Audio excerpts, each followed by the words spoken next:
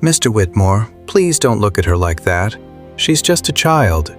When Nora Calloway takes a job cleaning the Whitmore estate to pay for her toddler daughter's heart surgery, she expects to stay invisible. What she doesn't expect is for billionaire Elliot Whitmore to freeze the moment he sees Lily's eyes, those unmistakable green eyes flecked with gold that belong to only one family in the city. Nora has spent 2 years believing Elliot knew about his daughter and chose to walk away. Elliot has spent 2 years living with a gap in his memory he never fully investigated. Between them stands a secret buried by someone they both trusted, and a DNA test that is about to make it impossible for anyone to keep lying. The call came at 6:47 in the morning, which was the same time every call about money came early enough to ruin the day, before it started late enough that Nora had already made Lily's oatmeal and couldn't pretend she hadn't heard the phone. "Ms. Calloway." The voice on the other end belonged to someone at the billing department of St. Raphael's Children's Hospital, someone who had clearly rehearsed this particular tone of careful neutrality. "We've sent 3 notices regarding the outstanding balance on Lily Calloway's pre-surgical assessment. The procedure is scheduled for 6 weeks from Thursday. If the deposit isn't received by the end of this month, we'll need to discuss rescheduling." Nora pressed the phone between her shoulder and her ear and used both hands to cut Lily's banana into small pieces, the way Lily liked the pieces small enough that she could pick them up with her whole fist. "I understand," Nora said. "I'm working on it. The deposit amount is $14,200. "I know what the amount is." She said it quietly because Lily was right there in her high chair, watching Nora with those wide eyes, that particular focused attention that 2-year-olds had when they sensed their mothers were unhappy. Nora smiled at Lily. Lily smiled back and smashed a piece of banana against the tray. After she hung up, Nora stood at the kitchen sink of her studio apartment in Garfield Park and looked at the number in her bank account on her phone screen for a long time. $2,411. 6 weeks. She had already picked up every shift available at the cafe, already sold the last piece of jewelry her mother had left her, already called every temp agency in the city. There was a limit to what a person could do in a straight line, so she had started moving in angles. The cleaning agency had called her back on a Thursday. A new client in Lincoln Park, they said. High-end residential private estate, 2 to 3 days a week. The rate was triple what she made at the cafe per hour, and there was a bonus structure for long-term placement. She had said yes before the woman on the phone finished the sentence. She didn't know whose house it was until she arrived. The gates of the Whitmore estate were the kind of gates that made a sound when they opened. A slow, deliberate, mechanical sound that seemed designed to let visitors understand exactly how much time and money had gone into deciding who could and couldn't enter. Nora arrived at 7:58 in the morning, 2 minutes early. Lily in the stroller, because the agency had specifically said the client preferred punctuality, and she had not yet arranged childcare for this first day. She had told the agency about Lily, and the agency had said they'd check with the client. She assumed checking meant approving. She had been operating on assumptions for 2 years, because assumptions were faster than certainty, and certainty was expensive. The housekeeper who met her at the side entrance was a woman in her late 50s named Gloria, who had the kind of face that had decided a long time ago not to be surprised by anything. She looked at Lily in the stroller, looked at Nora, and said, "The agency mentioned the child. Mr. Whitmore hasn't confirmed, but he hasn't said no. Keep her with you and keep her quiet. He's on a call until 9. "She's very well behaved," Nora said. Lily chose that moment to say loudly and with great authority, "Bana." "She's a toddler," Gloria said, not unkindly, and opened the door wider to let them in. The inside of the Whitmore house was the kind of interior design that was expensive specifically because it didn't look expensive. Every surface was clean and calm, the furniture chosen in colors that suggested the ocean on a cloudy day, blues and grays, and a warm ivory that appeared in the molding and the upholstered chairs in the front sitting room. There were no unnecessary objects. Everything that was there had been placed there on purpose, which was, Nora thought, the most precise definition of wealth she had ever encountered. Not the accumulation of things, but the ruthless curation of them. Gloria showed her the supply closet, handed her a printed schedule for the morning, and walked her through the ground floor. Nora listened carefully and nodded at the right places and kept one hand on the stroller handle. Lily sat in it contentedly for now, holding the small stuffed rabbit named Roger that went everywhere with her, watching the high ceilings pass overhead with the expression of someone touring an art museum. "The East Hallway and the library are off limits on Tuesdays," Gloria said, stopping in front of a pair of glass-paneled doors. "Mr. Whitmore uses it for calls in the morning. You'll do the formal dining room, the kitchen, the guest bathrooms, and the sunroom today." "Understood," Nora said. She had been cleaning the formal dining room for 20 minutes. Lily parked in the stroller near the doorway with Roger and a small board book about trucks when she heard voices in the hallway. She kept polishing the sideboard and didn't look up. Part of working in private homes was developing a very precise kind of inattention. You learned to hear things without listening to them, to be present without being noticed. But then Lily said very clearly, "Man." Nora turned. Elliot Whitmore was standing in the hallway just outside the dining room door. He was on his phone mid-sentence, wearing a charcoal suit that hadn't been put on yet with any real intention. The jacket was open, the collar button undone, and he was looking at his phone screen as he walked, which was why he had stopped just outside the door instead of noticing the door and going around. He looked up when Lily spoke, the automatic reflex of any adult who hears a child's voice in an unexpected place, and his gaze dropped to the stroller. And then he stopped. Not paused. Stopped. The way a person stopped when something knocked the breath out of them without warning, the way the body registered shock before the mind caught up with it. The phone was still at his ear, but he wasn't speaking into it anymore. He was looking at Lily. Lily looked back at him with the frank, uncomplicated attention of a 2-year-old encountering a new face. Her eyes were open and direct, and in the morning light coming through the dining room windows, unmistakably, irreversibly green, with fine rings of gold around the pupils, a color that had no business existing in the ordinary world, and that Nora had spent 2 years trying not to think too hard about where it had come from. "Elliot." The voice came from behind him in the hallway, quick and smooth. "Elliot, Mora's still waiting on the line." Carter Whitmore stepped around his brother and took in the scene in approximately 1 second. The stroller, the child, Nora at the sideboard with a polishing cloth, and his brother standing motionless in a doorway with his phone dropping slightly away from his ear. Carter's face did something careful and fast that Nora only caught because she was already watching him. It wasn't surprise. It was something that looked like surprise arranged over something else entirely. "Sorry," Carter said. And he said it to Nora, not to Elliot. Gloria should have kept the household staff to the back of the house during morning hours. My mistake. He put his hand on Elliot's arm. "The Hong Kong call, Elliot. Mora said the window closes in 10 minutes. Elliot blinked. He took a breath, slow and controlled, the breath of someone recalibrating, and looked at Carter, and then looked back at Lily one more time. Lily had gone back to her book about trucks. She turned a page with great seriousness. "Mr. Whitmore," Nora heard herself say, because the silence had gone on slightly too long, and she needed to break it before it became something she couldn't take back. "Please don't look at her like that. She's just a child." Elliot's eyes moved to her face. His expression was not unkind. It was something stranger than unkind. It was searching, careful, the look of a person trying to locate a memory that wouldn't come. "I apologize," he said. His voice was lower than she expected from a man photographed at podiums and charity galas. "I didn't mean to stare." "The call," Carter said again, and this time his hand on Elliot's arm wasn't a suggestion. Elliot let himself be redirected. He walked back down the hallway with his brother, and Nora heard the door to the east wing close behind them.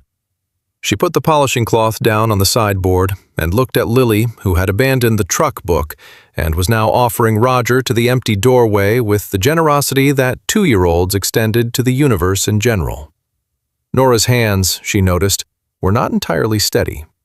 She had told herself in the 2 years since she left that she would not end up in a room with Elliot Whitmore. She had constructed her life around that principle, with the same care that rich people constructed their interiors deliberately, with no unnecessary objects. She had kept Lily's last name as Calloway. She had not applied to any company connected to Whitmore Capital. She had built a perimeter and lived inside it. And then the perimeter had been breached by a cleaning agency and a $14,000 hospital bill, which was, she thought, almost impressively mundane as far as disasters went. She picked up the polishing cloth and went back to the sideboard. What she didn't do, what she made a firm, specific decision not to do, was examine what she had seen in Elliot Whitmore's face when he looked at her daughter. She did not examine it because examining it would require her to revisit a story she had already closed, a story that had ended with a man in a gray vest sitting across a restaurant table from her and sliding an envelope across the white tablecloth, and saying in a voice that managed to be both sympathetic and completely final, "Elliot asked me to handle this. He's sorry, but he's not in a position to be involved. He hopes you understand." She had understood. She had picked up the envelope, walked out of the restaurant, taken the train back to her apartment, and sat on the bathroom floor for 2 hours because Lily was asleep in the other room, and the bathroom was the only place where she could make sounds without being heard. Then she had gotten up, put the money in a savings account, and started planning. That was the story as she knew it. It was finished, and she was not going to reopen it just because a man had looked at her daughter's eyes in a doorway. 3 rooms later, Gloria found her in the sunroom and said quietly, "Mr. Whitmore would like to speak with you before you leave today, around 11. Nora nodded and kept her face neutral. Lily, riding in the stroller beside her, said, "Bana," again, hopefully. "Later," Nora told her. "Later with the banana." The meeting at 11 took place in the kitchen, which was a deliberate choice on someone's part. Kitchens were informal. Kitchens said, "This isn't an interrogation." Kitchens said, "I'm not using my power over you right now," even if everyone in the room was aware that he could and she couldn't. Elliot was already sitting at the kitchen island when Gloria walked Nora in. He had a coffee cup in front of him, and he was looking at it. Carter was not in the room. "Please sit down," Elliot said. Nora sat. "Your daughter," Elliot said, and then stopped as if the sentence had arrived somewhere he hadn't planned for. He tried again. "What's her name?" "Lily." "How old is she?" 2.5. Nora kept her hands flat on her knees under the island surface where he couldn't see them. "Is there a problem, Mr. Whitmore? If having her here today was an issue, I can arrange childcare going forward.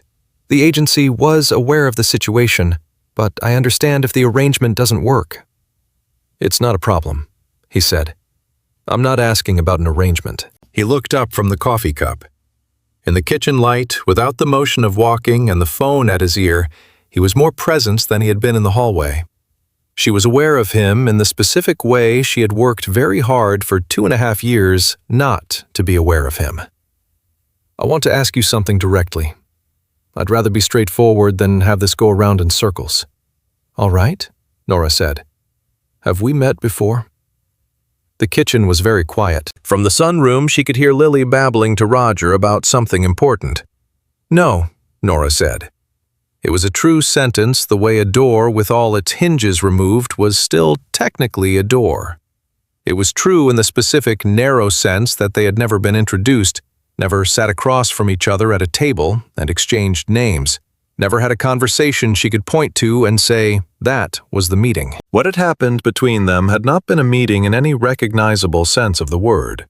It had been an evening at a company event that she, as a junior intern, had not been supposed to attend, but had been asked to cover for a colleague who called in sick. It had been a conversation that lasted 4 hours and felt like a door opening into a room she hadn't known she was looking for. It had been a night she had kept in a locked place inside herself, where she put the things she couldn't afford to feel and had not looked at since. "No," she said again, more evenly. "We haven't." Elliot looked at her for a long moment.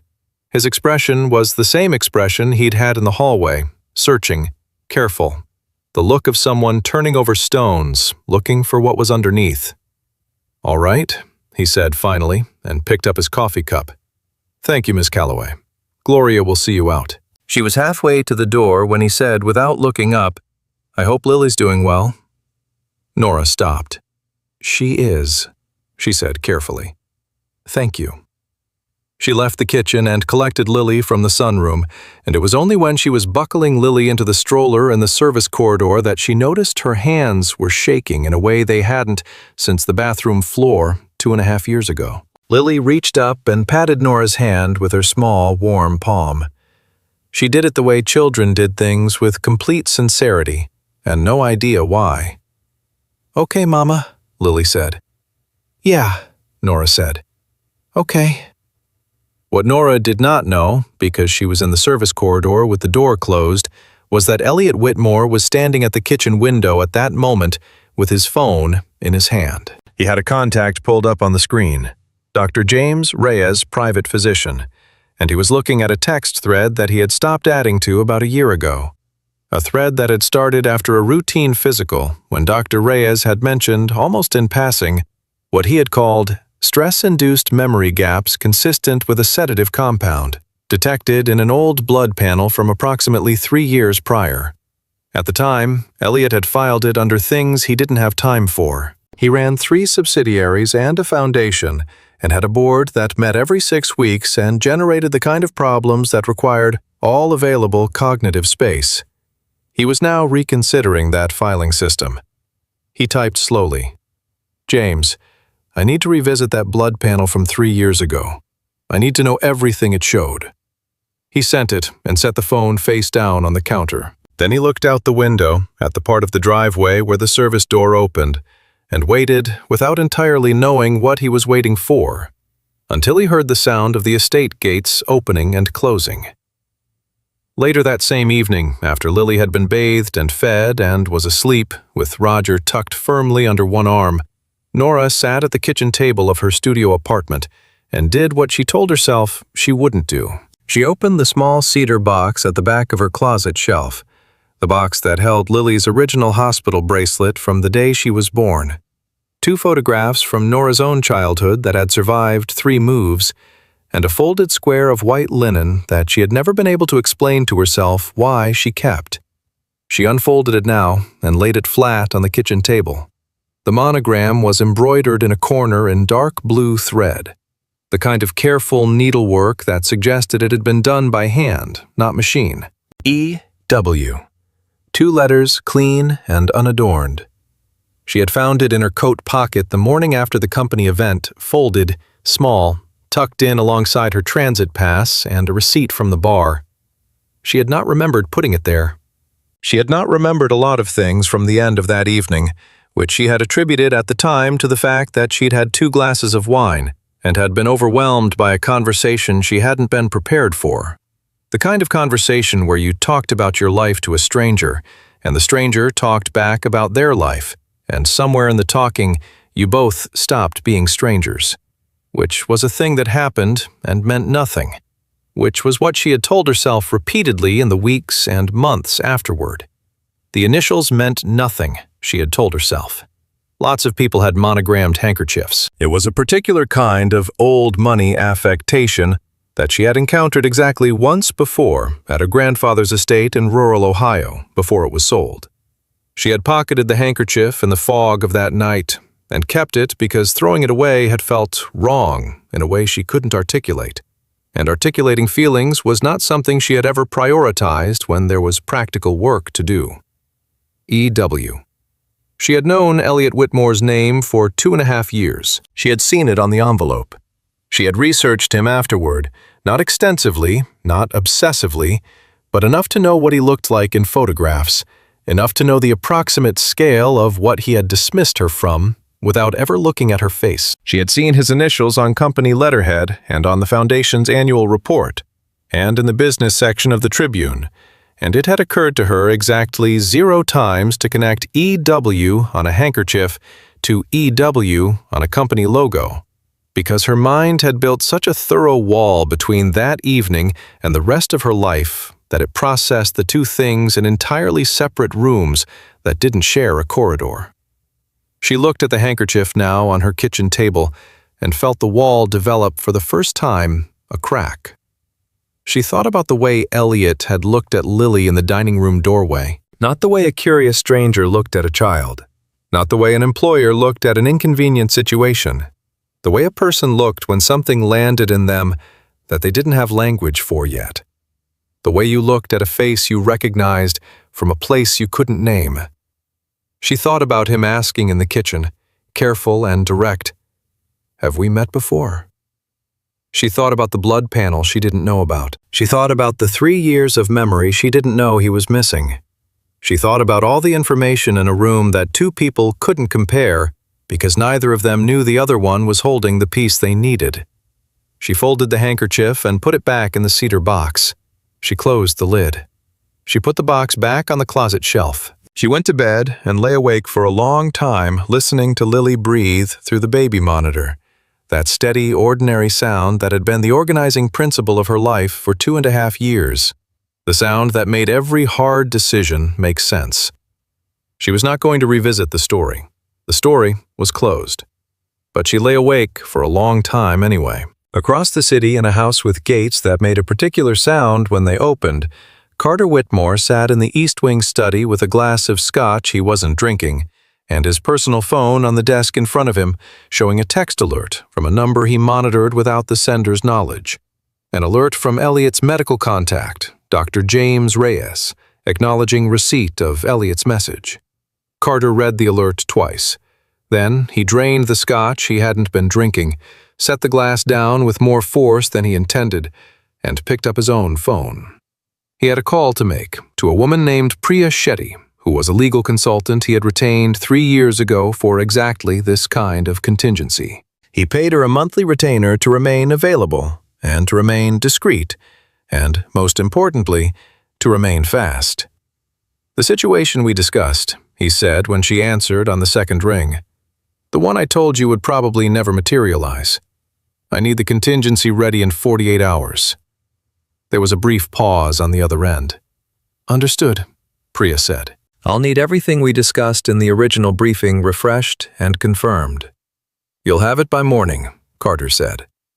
He hung up and sat in the quiet of the East Wing study in the house where he had grown up alongside his brother, in the chair where his father had sat when he read the terms of the will to both of them, and explained the inheritance structure that Carter had spent the last 8 years carefully managing to his own advantage. The will had a clause. The clause had always been the problem, a provision his father had inserted with the particular foresight of a man who had watched too many family fortunes dissolve through inheritance disputes. If Elliot produced a direct biological heir before age 35, 1/3 of the trust's principal, the third that Carter currently administered, would transfer to a separate trust in the heir's name to be managed by Elliot. Elliot was 33. The child in the stroller had green eyes with gold rings around the pupils. Carter had seen those eyes in his grandmother's portrait at the top of the grand staircase every day of his life. He had recognized them at the same moment Elliot had, which was why his own reaction had been faster and more purposeful and involved considerably more planning. He refilled the scotch glass. He had done what he had done 3 years ago because it was the rational response to a risk that no one else had calculated. He had done it cleanly, he had done it completely, and he had been certain it was finished. He had not anticipated that Nora Calloway would be stupid enough or desperate enough to walk back through his gates. In the morning, Elliot received a reply from Dr. Reyes. He read it standing at the kitchen island, with his coffee untouched, the way he had read every message in the last 16 hours that felt like it might have weight. James Reyes had written, "I've been waiting for you to ask about this. I pulled the original panel when you first came in for your annual 3 years ago, and noticed the compound, but you told me you weren't ready to investigate it. I respected that. I still have everything. Can you come in Thursday? There are some things I'd rather explain in person than in writing." Elliot stared at the message for a long time. He hadn't said he wasn't ready to investigate it. He remembered the appointment. He remembered James mentioning something unusual in the blood work. And he remembered saying, probably, in the distracted, dismissive way he handled anything that didn't have a board meeting attached to it. Something like, let's circle back on that. He did not remember saying he wasn't ready. He did not remember that framing at all, which meant either James had misremembered or Elliot had said something he himself had no memory of saying, which was, when you examined it closely, the whole problem in a single sentence. He typed back, Thursday at 9, and I want the complete panel, not the summary. Everything. He set his phone down and looked out the kitchen window at the same driveway he had been looking at the afternoon before, long after the service gate closed. He thought about a pair of green eyes in a morning doorway. He thought about a child holding a stuffed rabbit. He had spent 3 years not thinking about the gap in those weeks, a period of about 8 days when his recall was fragmented and unreliable, and his staff had noted in the calendar records he had later reviewed that he had canceled 4 meetings and attended a company event he had no recollection of attending. He had attributed it to the extraordinary stress of that quarter period during which they were closing a $200 million acquisition, and his father was in the hospital for the 3rd time that year. He had not looked further, because looking further meant admitting that something had happened to him without his knowledge. And Elliot Whitmore had survived 41 floors of corporate competition by never admitting, not even to himself, that something had happened without his knowledge.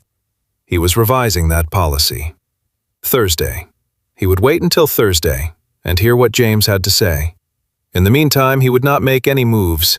He would not alarm anyone. He would continue to run the company and attend the board meeting scheduled for Wednesday, and behave in every observable way like a man who was not quietly re-examining the last 3 years of his life for the places where someone else had reached in and rearranged things. He was good at patience. He had built a significant portion of his net worth on the ability to wait longer than the other party. He picked up his coffee and went to his morning briefing. And he did not think about EW, stitched in blue thread, because he didn't know yet that he needed to.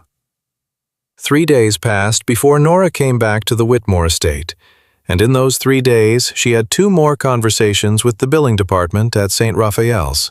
One shift at the cafe that ran 40 minutes over because the evening closer called in sick, and one long night sitting across the kitchen table from a legal aid pamphlet about options for single parents navigating medical debt that she had picked up from a rack at the community center. The pamphlet was optimistic in the specific, well-meaning way of documents written by people who had never sat across from a $14,000 number with $2,000 and change in their account.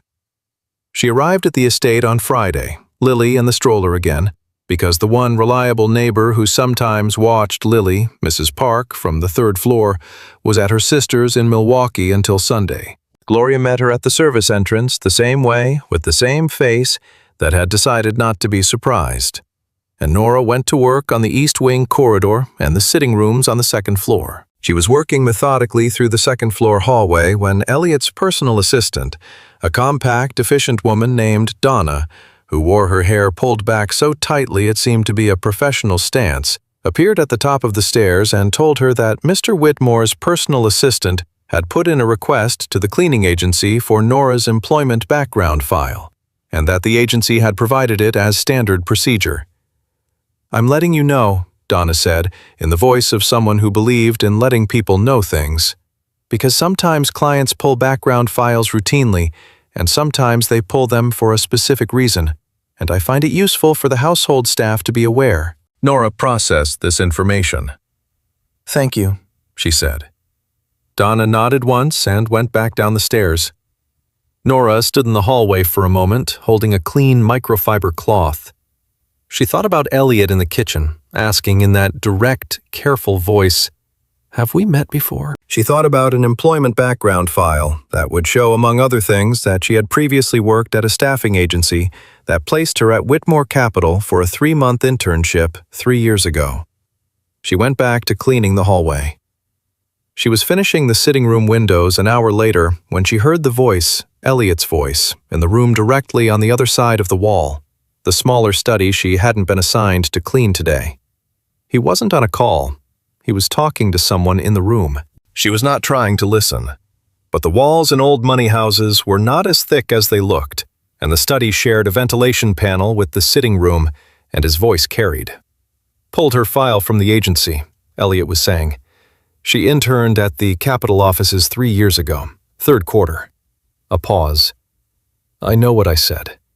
His voice was measured, the way Nora was beginning to understand he was measured about things that cost him effort to stay measured about. "I'm not making an accusation. I'm saying I want to understand the timeline." Another pause, longer. She couldn't hear the other voice. Whoever it was must have been on the phone. "Third quarter 3 years ago was the Meridian acquisition period," Elliot said. "I've told you I don't have complete recall of that quarter. You know that." A shorter pause.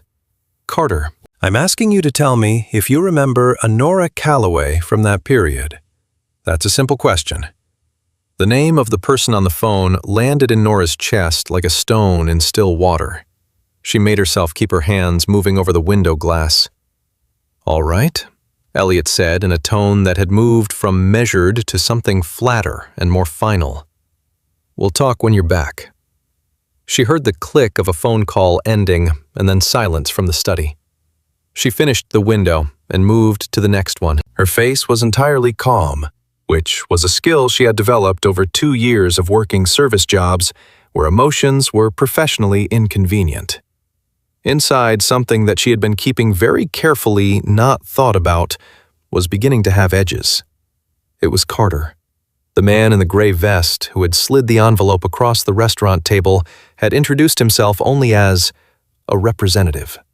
He had not given his name. She had been 23 and frightened, and had accepted the framing of the meeting the way it was presented, because the alternative, demanding more information, refusing the money, pressing for specifics about Elliot's exact instructions, required a kind of confrontational confidence she hadn't possessed at 23. Alone, 6 weeks pregnant, and still reeling from the calculation she had made at the pharmacy when she bought the test. She had not, in 2.5 years, seen a clear photograph of Carter Whitmore. She saw one that evening when she sat down with her phone while Lily napped. She opened the Whitmore Foundation's public website and clicked through to the leadership page and found Carter Whitmore's photograph between the board overview and the contact information. He was wearing, in the professional headshot, a dark suit, but there were candid photographs from a gala event in the sidebar, and in one of them he was in a lighter suit in a pewter gray, and the cut and the collar of it were... Nora put her phone face down on the table. She pressed the heels of both hands flat against the surface and breathed once slowly and deliberately, the way she had taught herself to breathe when something wanted to crack her open. The man at the restaurant had not given his name, but she knew his face now, and she knew his brother's name, and she understood with the specific clarity that arrived sometimes at the end of a long time of not understanding exactly what she was looking at. She was looking at someone who had made a decision on behalf of a person who hadn't known there was a decision being made. She was also looking at a problem she had no idea how to solve because she had no proof of anything. She had her own memory of a man across a restaurant table. She had a piece of white linen with 2 embroidered initials. She had a daughter with green eyes that no one could ignore, and a medical bill she had 6 weeks to address, and the kind of righteous fury that was completely useless in practical terms, unless it was attached to a strategy. She was not at 26 the same person she had been at 23. She picked her phone back up. She spent the next 90 minutes doing what she had been trained to do during her 2 semesters of paralegal coursework before she'd had to withdraw. She researched. She searched the public corporate filings for Whitmore Capital, the Foundation's board documentation, any publicly accessible information about the structure of the Whitmore Family Trust. She didn't find the specific clause she was looking for because family trust instruments weren't publicly filed. But she found a profile from a financial publication from 8 years ago that discussed the senior Whitmore's approach to estate planning, and it contained a paragraph that made her sit very still for a long time.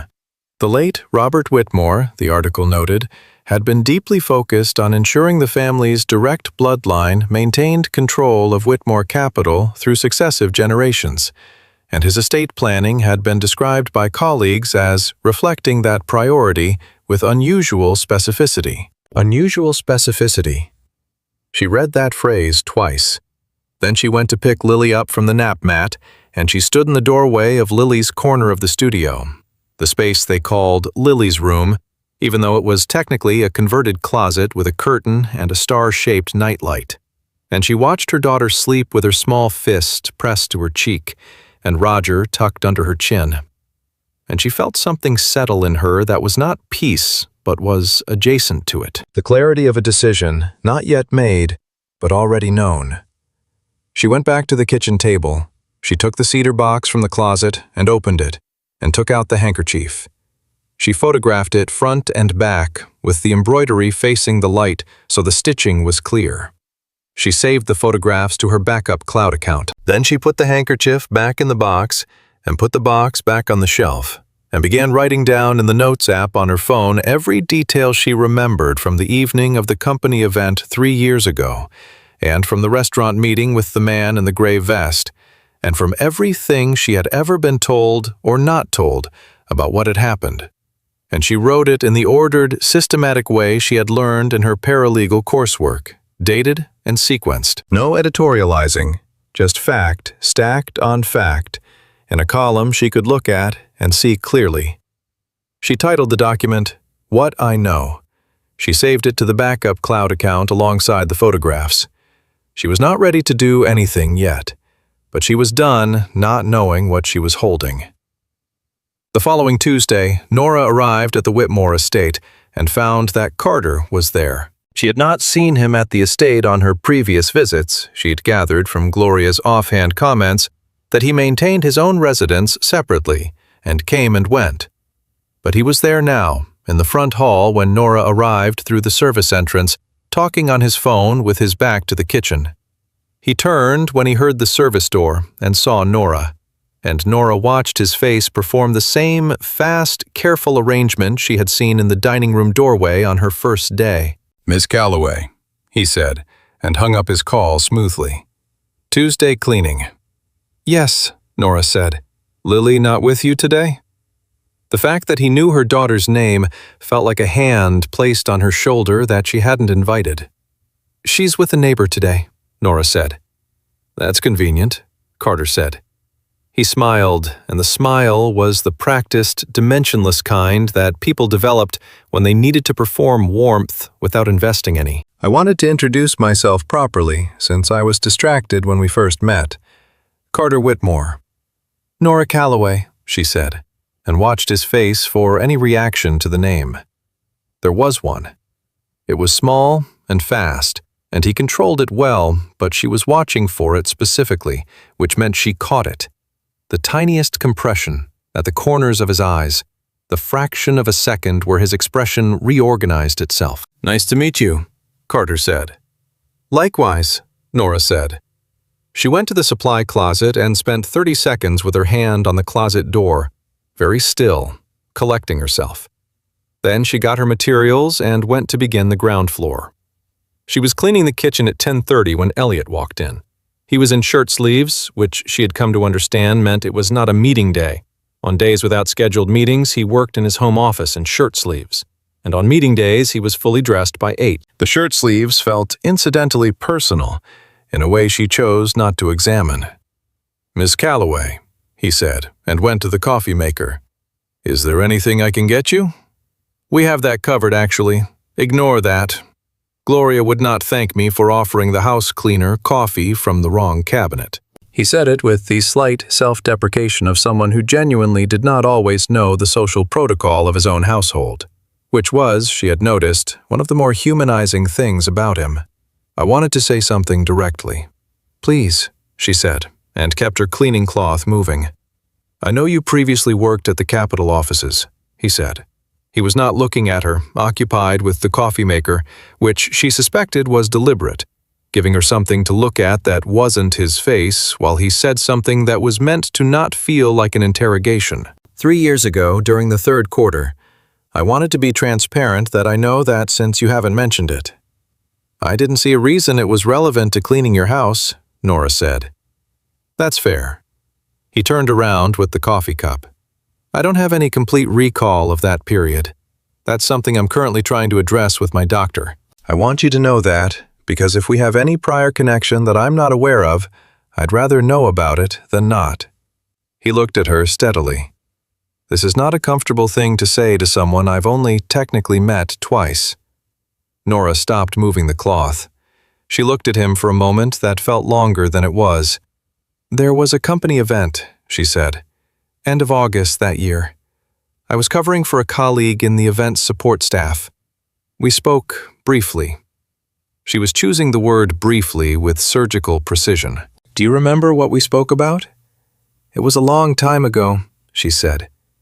We talked about the city, architecture, your father's condition at the time.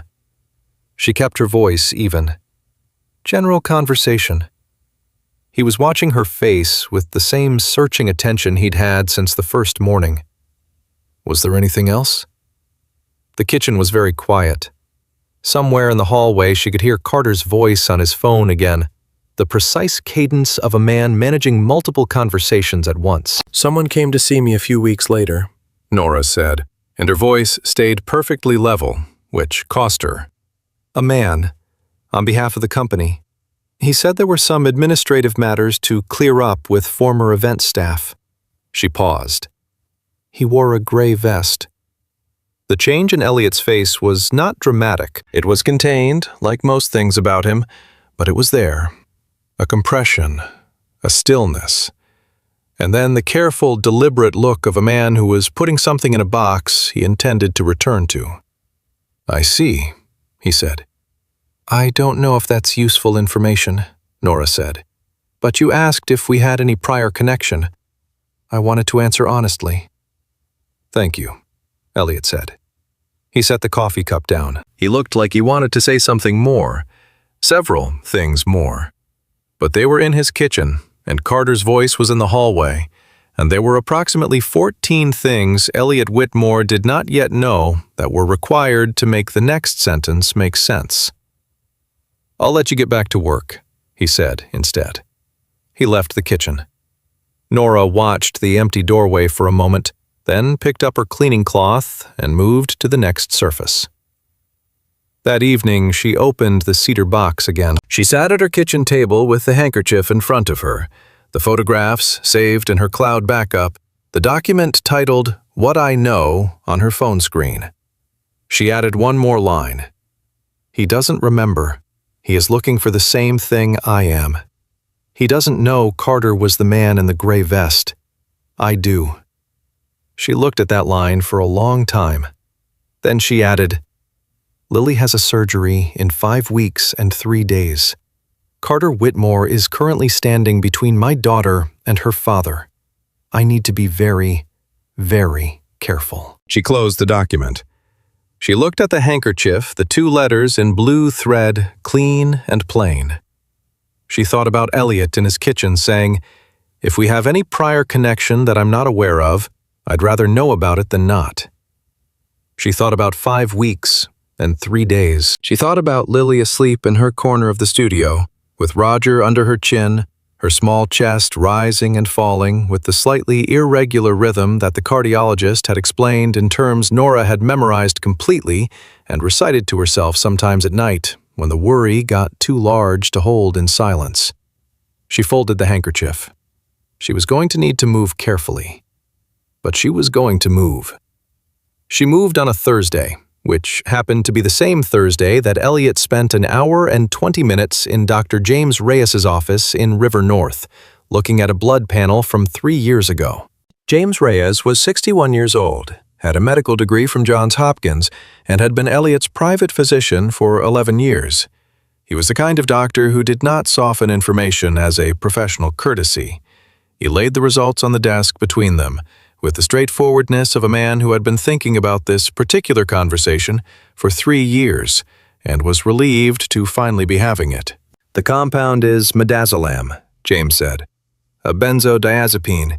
It's used clinically for procedural sedation, and sometimes for preoperative anxiety management. In the doses I'm seeing in your blood work from the day after that event, it would have caused significant retrograde amnesia, meaning memory loss for the hours preceding administration, and anterograde effects lasting up to 24 hours. You would not have had complete blackout. You would have been functional and responsive. You simply wouldn't have formed reliable memories of what was happening around you. Elliot looked at the panel on the desk. What's the confidence level on the identification? At 98%, the compound is distinctive. James paused. Elliot, someone gave this to you. It doesn't occur naturally, and it doesn't appear in any prescription I've ever written for you. The levels suggest it was administered orally, likely in a drink at some point during the evening of that event. The blood was drawn the following morning, when you came in with what you described at the time as a severe migraine. I remember the migraine, Elliot said. I don't remember the event.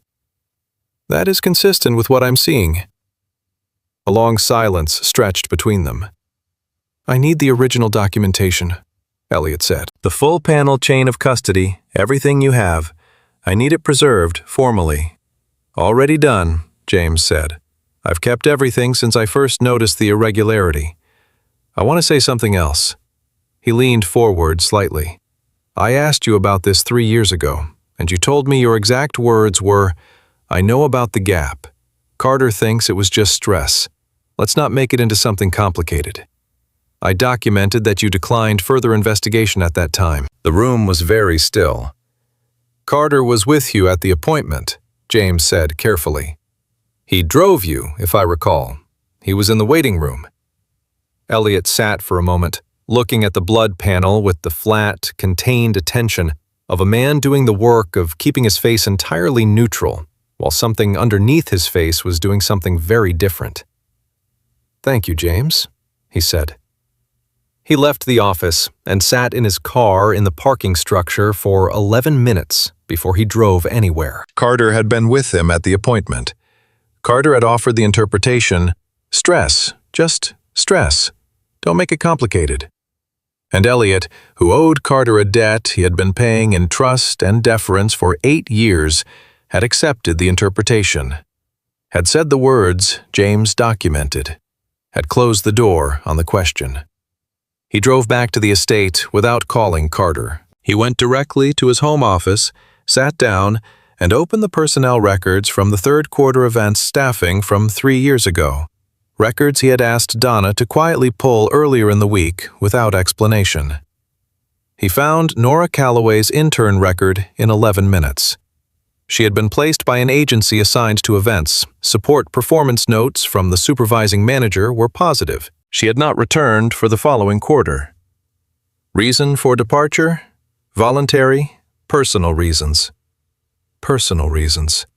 He sat back in his chair and pressed both hands flat on his desk and looked at the personnel record of a woman he had no memory of meeting, who had green-eyed 2-year-old daughter who had come to work in his house, who had mentioned in his kitchen, with her voice perfectly controlled, that a man in a gray vest had come to see her. He pulled out his phone and looked at his contacts and found what he was looking for.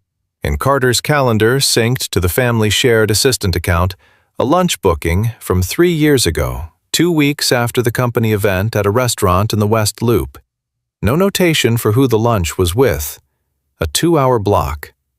Carter was meticulous about notating his calendar. He notated everything, every call, every meeting, every social engagement. He had, for 11 years that Elliot could observe, never left a calendar block without a name attached. Except this one. Elliot set his phone down on the desk. He thought about the will. He thought about the clause his father had included that Carter had always referred to whenever it came up in estate discussions as Dad's theatrical gesture. He thought about a personnel record that said, personal reasons. He thought about a blood panel with midazolam in it, and a doctor's note saying Carter had been in the waiting room. He thought about a child with green eyes flecked with gold watching him from a stroller in the morning light. He needed more before he could move. He needed to understand the complete shape of what he was looking at before he said anything to anyone, and he needed to be completely certain and he needed to be prepared for the possibility that he was wrong, because he loved his brother, or had believed he did, and the cost of being wrong in a situation like this was very high, and the cost of being right was incalculable. He picked up his phone one more time and texted Donna, "Please request Ms. Calloway's schedule for next week. I'd like to speak with her privately when she's next in." He sent it and set his phone face down. The evening before that Thursday, Nora had done a thing she had been building toward for 4 days. She had called her former paralegal instructor, a woman named Professor Angela Marsh, who had stayed in contact after Nora withdrew from the program, and had, over the 2.5 years since, sent occasional emails checking in that Nora answered sparingly, but always answered. She had called Professor Marsh and explained, in the careful, ordered way she had been practicing since she made the document on her phone, that she had a situation involving a child, a family trust, and a man who had visited her under false pretenses, and she wanted to understand her legal position. Professor Marsh had listened without interruption, which was characteristic of her. Then she said, "The first thing you need is a DNA test. Without that, you have a story. With it, you have standing." "I know," Nora said, "but I can't compel a test, and I can't afford a private attorney to file for one." "You can request a voluntary acknowledgement of paternity from the alleged father," Professor Marsh said. "If he agrees, you don't need a court order. If he doesn't agree and you want to compel, you need to file in family court. There's a self-filing option, no attorney required, though I'd strongly advise against going in without representation. There are also legal aid family law clinics." She paused. "Nora, does the alleged father know?" "No," Nora said. "Someone made sure he didn't." There was a thoughtful pause. "Then there may be another avenue," Professor Marsh said. "If the father finds out through his own investigation and requests a test voluntarily, it changes the entire dynamic. In that case, you need to make sure you're in a position to cooperate immediately, not scrambling. Get your documentation in order, everything you have.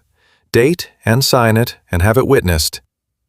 After she hung up, Nora sat at her kitchen table with her document open on her phone and added to it for 40 minutes, then printed it at the library the following morning, signed it, and had Mrs. Park back from Milwaukee witness it. She was building something. She didn't know yet all of what she was building, but she was laying the foundation in the only way available to her, which was carefully, quietly, and one piece at a time. Carter came to her apartment. She had not given anyone at the estate her home address. The agency had it. The agency provided it to clients for background verification purposes, and apparently Carter Whitmore had a particular relationship with information and the channels through which it flowed. He arrived on a Saturday morning when Lily was eating breakfast and Nora was on her second coffee, and he knocked on the door of her third-floor studio in Garfield Park in a suit that cost more than her monthly rent, and stood in the hallway with the same practiced, dimensionless smile she had seen in the estate front hall. "Good morning, Miss Calloway," he said. "I apologize for coming unannounced. May I come in?" "No," Nora said. A small pause. The smile recalibrated. "This won't take long." "I'm sure it won't," Nora said. "But my daughter is having breakfast, and I don't bring strangers into our home while she's eating. We can talk here." Carter looked briefly at the hallway's scuffed linoleum, a neighbor's bicycle locked to the railing, the persistent smell of someone's cooking from the floor below, and did a thing with his expression that suggested the hallway was acceptable, the way a person accepted a chair they considered beneath them.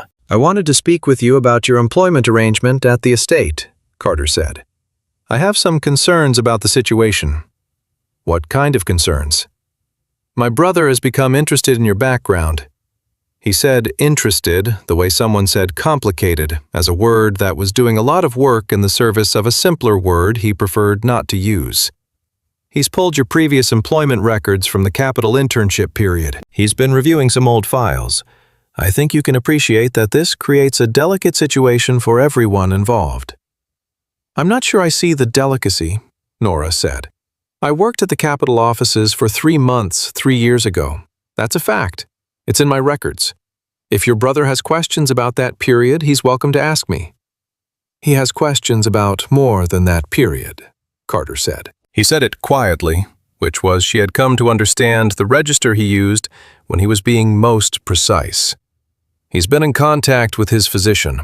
He's interested in some old medical records. He paused.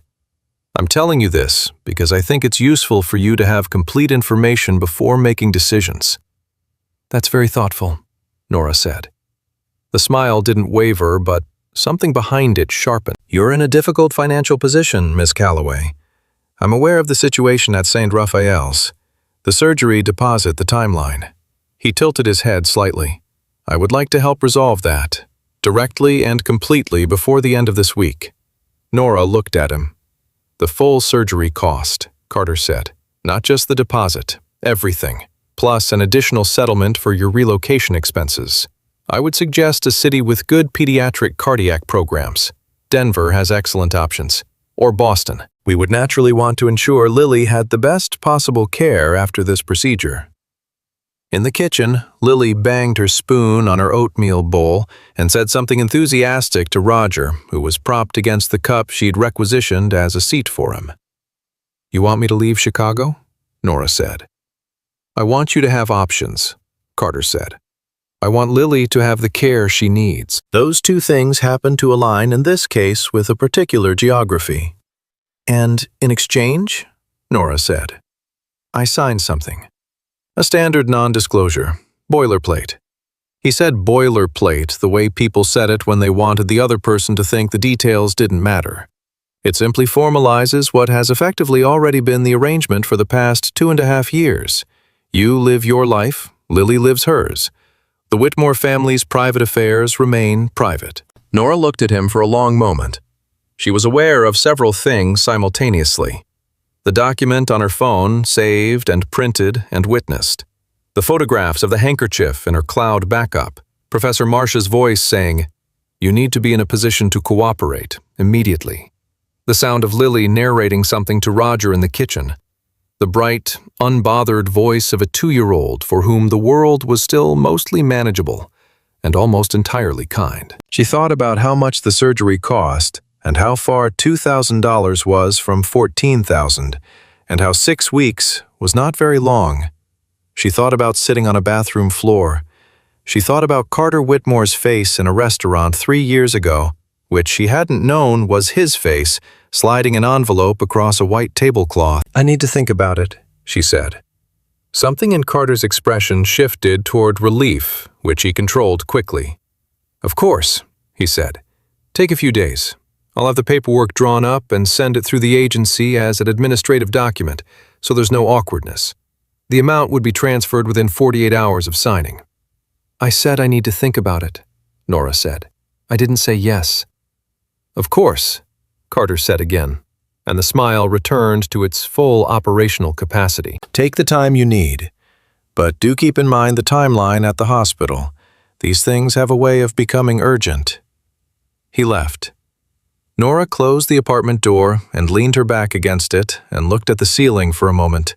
Then she went into the kitchen and sat down across from Lily, who offered her a spoonful of oatmeal with the generous impulsiveness of someone who had more than enough and saw no reason not to share. Thank you, Nora said, and accepted the spoonful. Good, Lily confirmed, watching her seriously. Yeah, Nora said. It is. She spent the rest of Saturday morning building her case document and thinking through every contingency she could construct. And in the afternoon, she took Lily to the park and pushed her on the swings for 45 minutes and watched her daughter's face go from focused concentration to pure, unstoppable joy on each upswing. That open-mouthed laugh that Nora had decided some time ago was the most important sound in the world. The sound she was arranging everything else around. On Sunday, she called Professor Marsh again. He's offered to pay for the surgery and relocation, she said, in exchange for a non-disclosure and leaving the city. Professor Marsh was quiet for a moment. What are you going to do? I'm not signing anything, Nora said. But I need to understand what happens if I don't.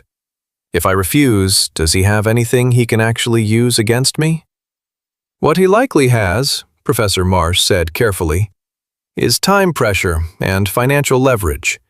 What you have, potentially, is a cooperation position if the father is conducting his own investigation, and if that investigation is proceeding as it sounds like it might be. You may not need to be the one to force the issue. You may just need to not make it harder for the truth to come out. And if the investigation stalls, or if Carter stops it, then you file in family court, and you fight it out the long way. And you deal with the medical situation separately, Professor Marsh said. It's harder and slower and more expensive, but it's available. Okay, Nora said. Nora, are you safe? Is Lily safe? We're fine, Nora said. Carter is not that kind of person. He works through paperwork and money. He's not going to do anything that would create a record of overt harm. She paused. That's almost its own kind of reassuring. Professor Marsh made a sound that wasn't quite a laugh. You're going to be a good lawyer someday, she said. When this is over, call me. We're going to figure out how to get you back in the program. After she hung up, Nora sat for a moment with the phone in her lap, in the quiet of the studio apartment while Lily napped. She thought about what it would mean to be a good lawyer someday. She thought about the 3 semesters she'd completed before she'd had to withdraw. She thought about sitting in Professor Marsh's evidence class and understanding for the first time in her educational life that she was exactly where she was supposed to be, that the way her mind organized and sequenced information, the way she naturally built timelines and tested assumptions, and looked for the gap between what was said and what was true, was a professional skill and not just an inconvenient character trait. She thought about Lily waking up from this nap and needing a diaper change, and then wanting to play with the shape-sorting toy, and then wanting to look at the truck book, and then needing lunch. All of the ordinary, sequential demands of a small life that required her full attention and left no space for law school.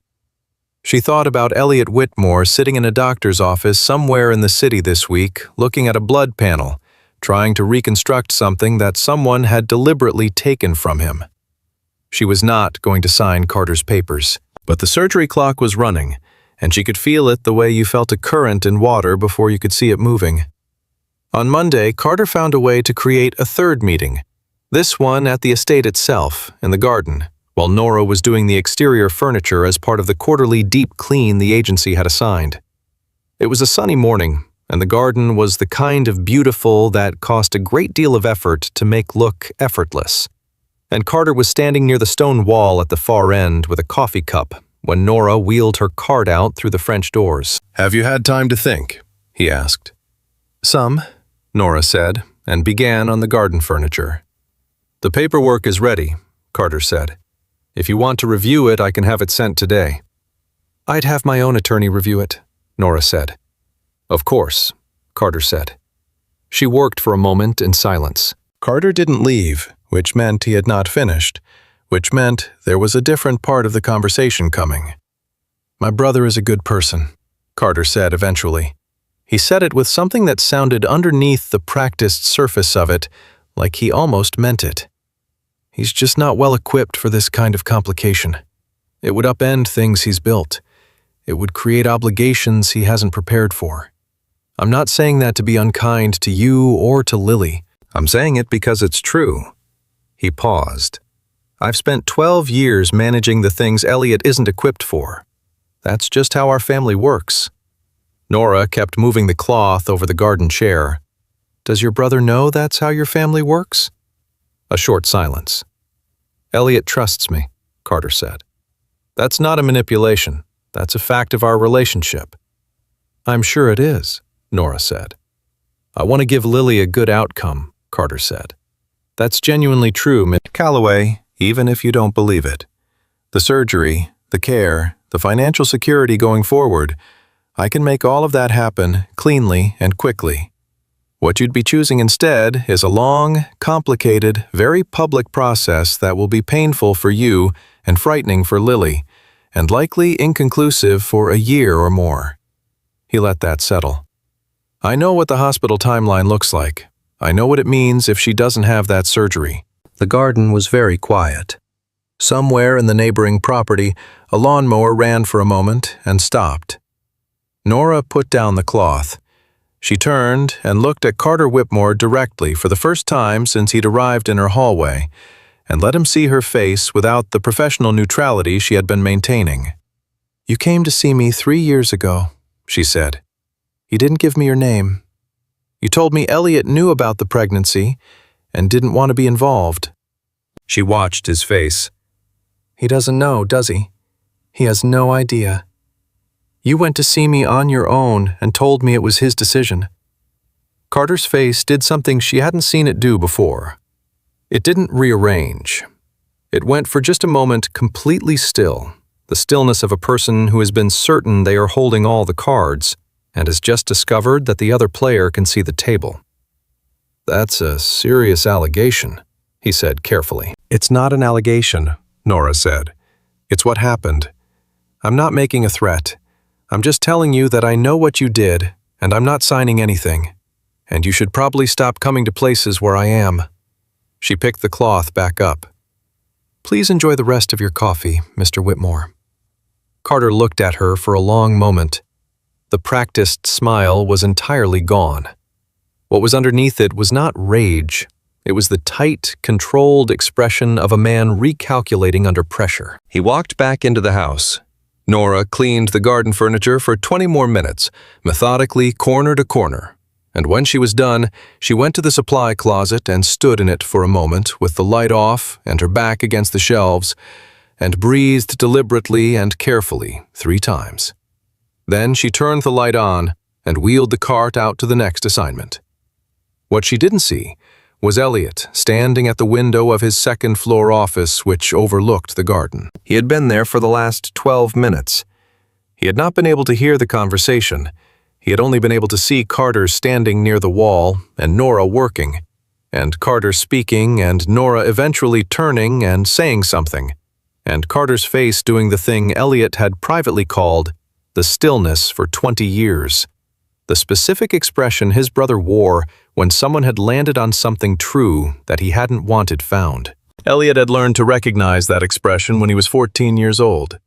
He had not seen it clearly in a very long time, because he had not in a very long time been looking for it. He was looking now.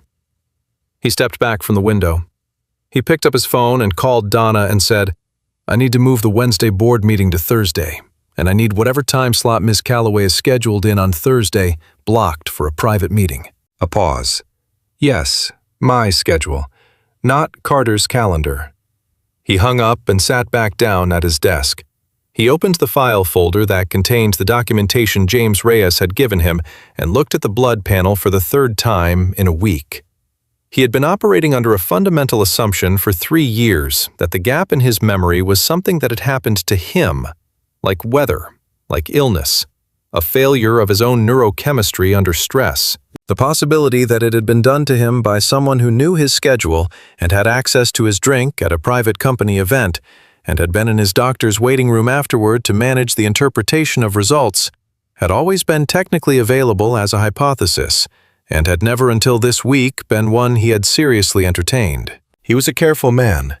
He was building toward certainty before he moved.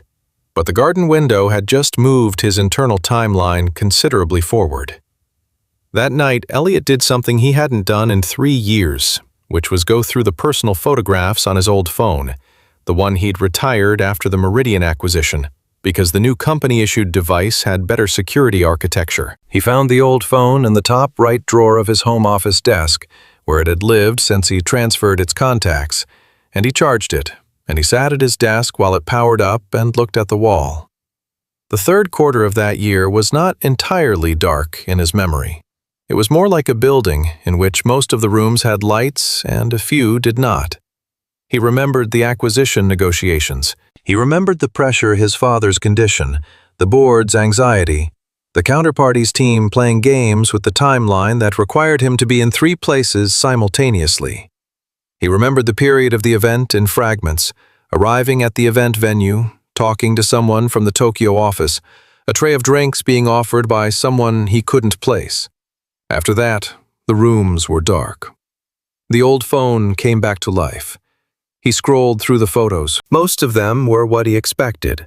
Site photographs from the acquisition target, screenshots of documents, a few personal pictures from a trip to his father's house in Wisconsin that quarter. He got to the period of the event and found photographs he had taken before the lights went out. The venue, a cityscape from a window. A few pictures from a conversation he recognized by context as the Tokyo exchange. And then, between a photo of the Chicago skyline and a screenshot of a contract addendum, there was a photograph he had no memory of taking. It was a city street, night. The angle was slightly off the way pictures taken by accident were off.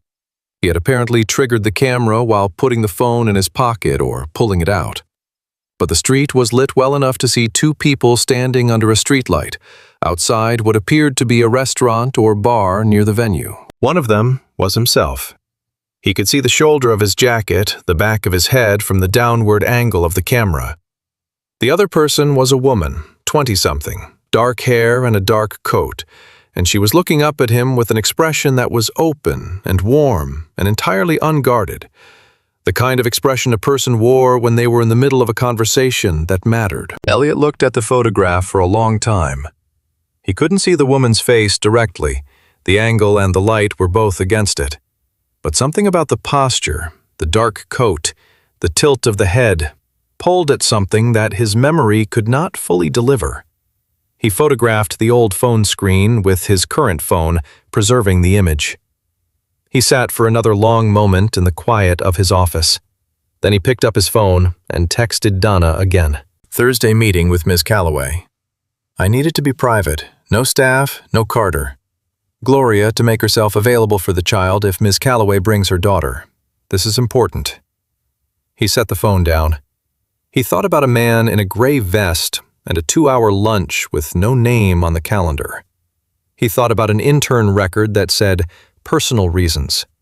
He thought about a blood panel and a doctor in a waiting room and 12 years of his brother saying, "Don't make it complicated, Elliot. I'll handle it. Let me handle it. That's what I'm here for." He closed the personnel file. He opened his laptop. He spent 3 hours reading everything publicly available about the legal framework for DNA paternity testing in Illinois, voluntary paternity acknowledgments, and the conditions under which a family trust's distribution provisions could be triggered. And he did this with the thoroughness and focus he brought to due diligence on an acquisition, because that was what this was, due diligence on his own life. At 2 a.m, he closed the laptop, went upstairs, and lay in bed looking at the ceiling of his room, in the house where he had grown up, in the city where he had built everything he had built, in the life where he had believed consistently and without serious examination that the people around him were operating in good faith. He was not angry, yet. Anger was for when you had certainty. What he had right now was the particular cold clarity of a man who had been in enough negotiations to know when he was looking at a deal in which the other party had been misrepresenting the terms. He would be in his kitchen Thursday morning at 9. He would be very, very ready to listen. On Wednesday, Carter escalated. He sent the non-disclosure paperwork through the agency as an administrative document, exactly as he'd said he would, framed as a standard confidentiality agreement for household staff working in high-net-worth residences.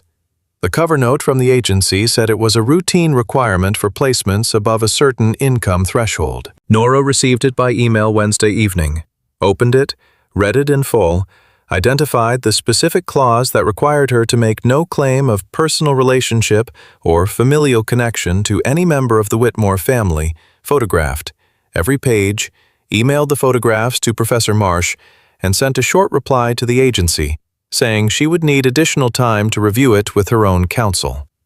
She also forwarded the email chain to a separate account that was not connected to any of her regular devices.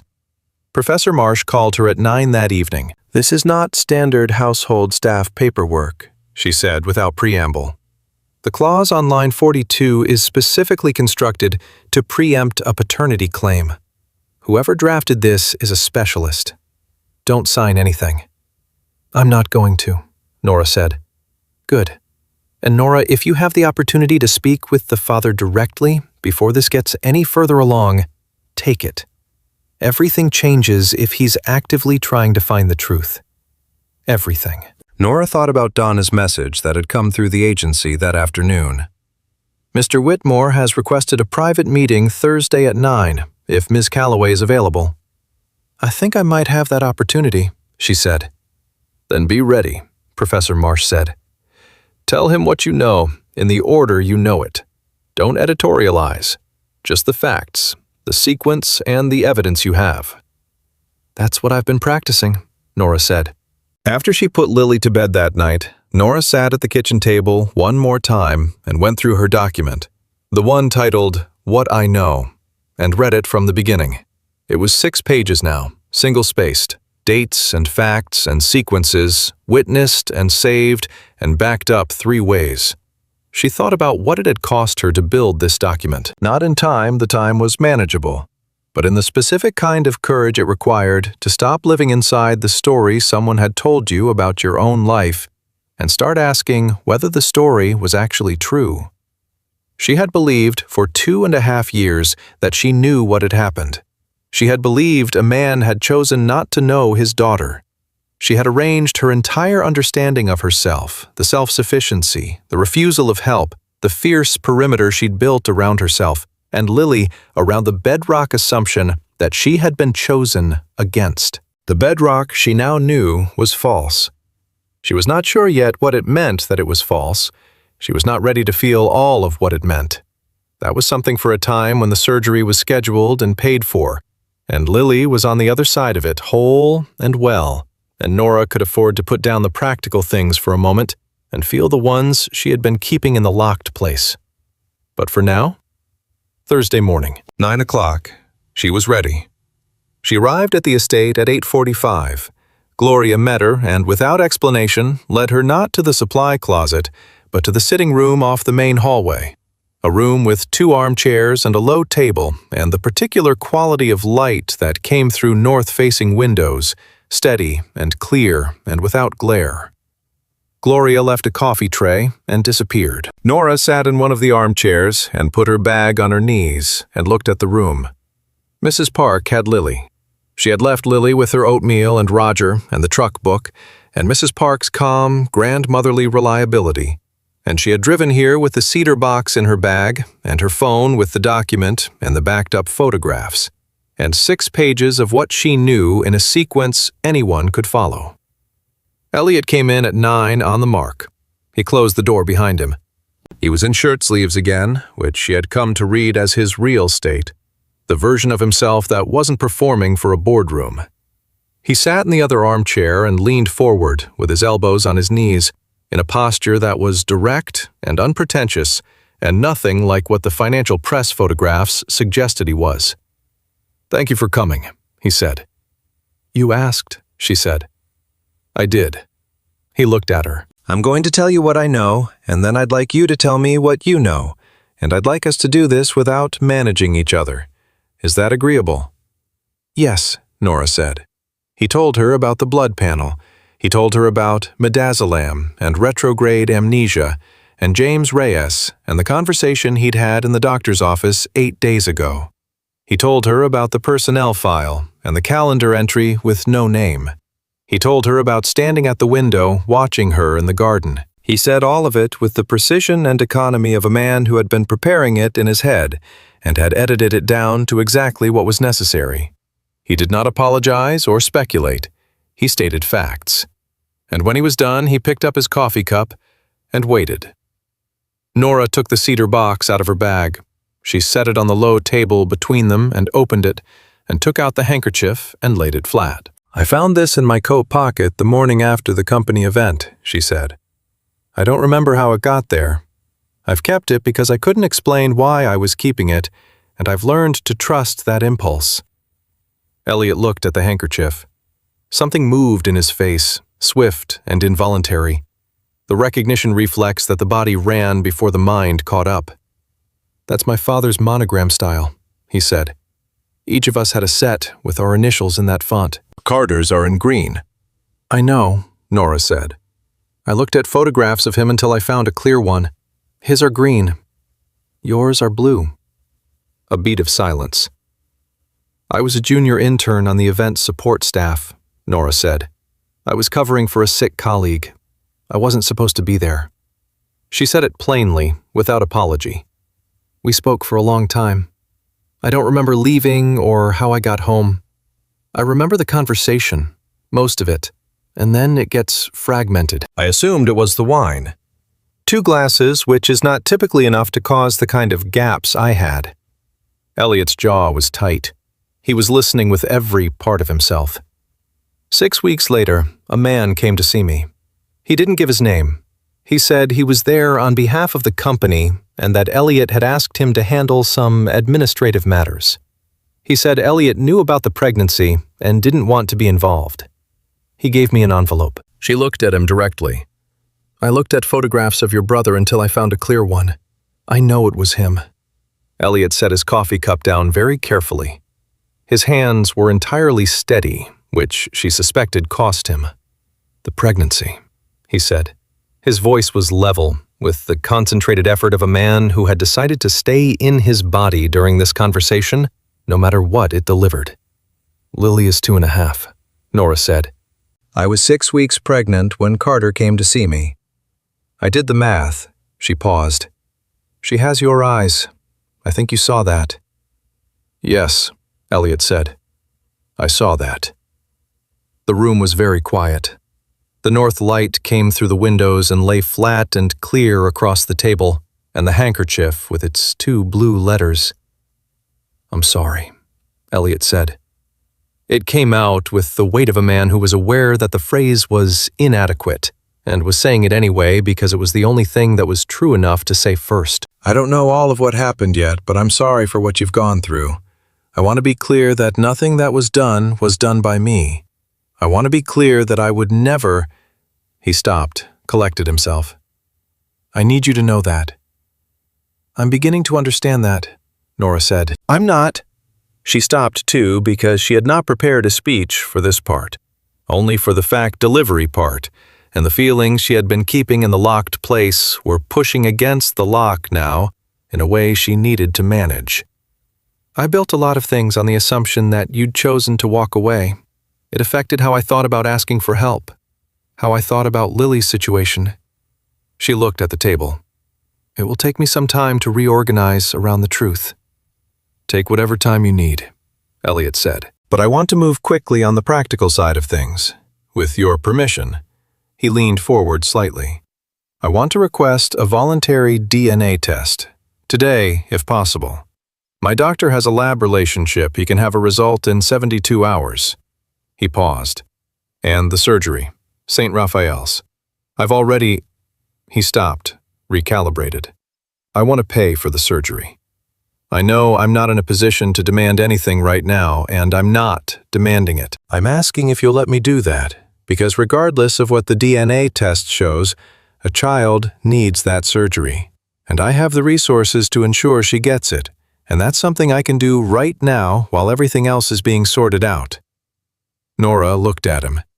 She thought about all the times in the last 2.5 years that she had refused to ask for help.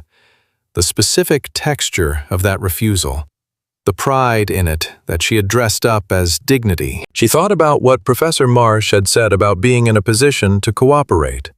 She thought about Lily's heart and the surgeon's timeline, and the particular sound of the billing department's careful, neutral voice on the phone at 6:47 in the morning. Yes, she said. To both.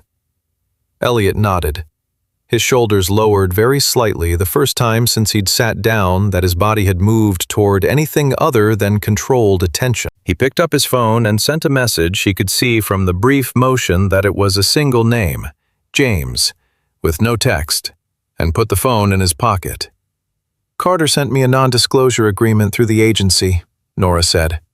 I haven't signed it. I have it documented. I know about the non-disclosure, Elliot said. I found out this morning. He said it in a tone that settled something between them without needing to specify what. Don't sign anything. Don't respond to him. Let me deal with Carter. I'm not going to let you fight my battles, Nora said. I'm not fighting your battles, he said. I'm fighting my own. They happen to be in the same direction. He looked at her, If you're willing to present what you have to my lawyer and to the board, I want to do this correctly and completely. Not a quiet settlement, not another envelope in another restaurant. His voice was steady and final. The right way. Nora picked up the handkerchief and turned it over in her hands. "If I give you this," she said, "I need your word that it comes back to me." "You have it," Elliot said without hesitation. She put it on the table between them. He picked up his phone again and called James Reyes and said, "I need the at-home kit sent today. I'll explain later." "Voluntary paternity. Yes." He paused. "There's a child. Her name is Lily." It was the first time she'd heard someone else say her daughter's name with anything other than professional neutrality or Carter Whitmore's careful transactional courtesy. Hearing it in Elliot's voice, the voice of a man who had just learned not that he might be a father, but that he had been one for 2.5 years without knowing it, felt like a window opening in a room that had been closed a long time. She did not let herself react to it. Not yet. There were still too many things moving. The DNA kit arrived by messenger at 2 o'clock. James Reyes came himself, which Elliot had apparently not asked for, but which James had apparently decided was warranted. And he was quiet and efficient, and spoke directly to Nora in a way that treated her as a full participant rather than an adjacent party to someone else's process. He took samples from Lily, who Nora had collected from Mrs. Park at noon, with the matter-of-fact warmth of a man accustomed to managing the practical side of significant moments. Lily cooperated after being told the swab was like a toothbrush for detectives, which was a framing she found intellectually satisfying. 72 hours, James said, and looked at Elliot. "I'll call you directly." After James left, there was a moment in the hallway of the estate where Lily, who had been observing Elliot with the focused attention she brought to all new people, walked directly over to him and held out Roger. Elliot crouched down to her level. He looked at the rabbit. He looked at Lily. "Is this Roger?" he said. Lily considered him. "Yeah," she said. "He looks like he's been on a lot of adventures," Elliot said. Lily thought about this seriously. "He came to the big house," she said. "He saw the birds." "There are birds in the garden," Elliot said. "I'll show you sometime, if your mom says it's okay." Lily looked at Nora. Nora looked at Elliot, kneeling on the marble floor of his estate in his shirt sleeves, holding a small stuffed rabbit with complete seriousness. "Okay," Nora said softly. "Okay," Lily confirmed, and retrieved Roger and headed toward the sitting room with the purposeful waddle of a 2-year-old who had seen all she needed to see and was now ready for the next thing. Elliot stood up. He didn't look at Nora right away. He looked at the doorway Lily had gone through. "I have to deal with the board," he said. "There's a meeting tomorrow. I'm going to present the blood panel documentation and the calendar anomaly. I'm going to tell them what I believe happened, and I'm going to request a formal internal investigation. This will become public. The stock will react. The press will be all over it." He turned and looked at her. "I need you to know that before it happens, because it's going to affect you and Lily, and I'm not willing to do it without you understanding the full picture." "I understand the full picture," Nora said. "It could be unpleasant," he said. "Carter has lawyers. He'll push back hard. He'll try to complicate the paternity claim as a leverage point." "He already tried to complicate it," Nora said. "He sent a non-disclosure through a staffing agency and came to my apartment on a Saturday morning." She looked at him. "I've been preparing for complicated." Something moved through his expression, not quite a smile, but the first thing that was adjacent to one since the morning. "I can see that," he said. "Elliot." She said his first name and felt the specific weight of saying it, the 3 years of that name meaning different things in her mouth at different times. Whatever the DNA result says, though, we both know what it will say. I want to be very clear about something. I'm not asking for anything from you. I'm not positioning this as a negotiation. Lily is my daughter, and she will continue to be my daughter regardless of what your board or your brother or anyone else says. I am willing to let you be her father if you want to be. I am not willing to be maneuvered." She held his gaze. "I need to know you understand the difference. "I understand the difference," he said. He said it with the gravity of a man who meant a simple sentence exactly as much as it sounded. "I want to be her father because she is my daughter, and I have missed 2.5 years of her life, and I intend to spend a very long time making that up to both of you." He paused. "And because she already trusts Roger with her, and Roger appears to have good judgment." Nora looked at him. "That was," he said, "an attempt at something lighter. I apologize.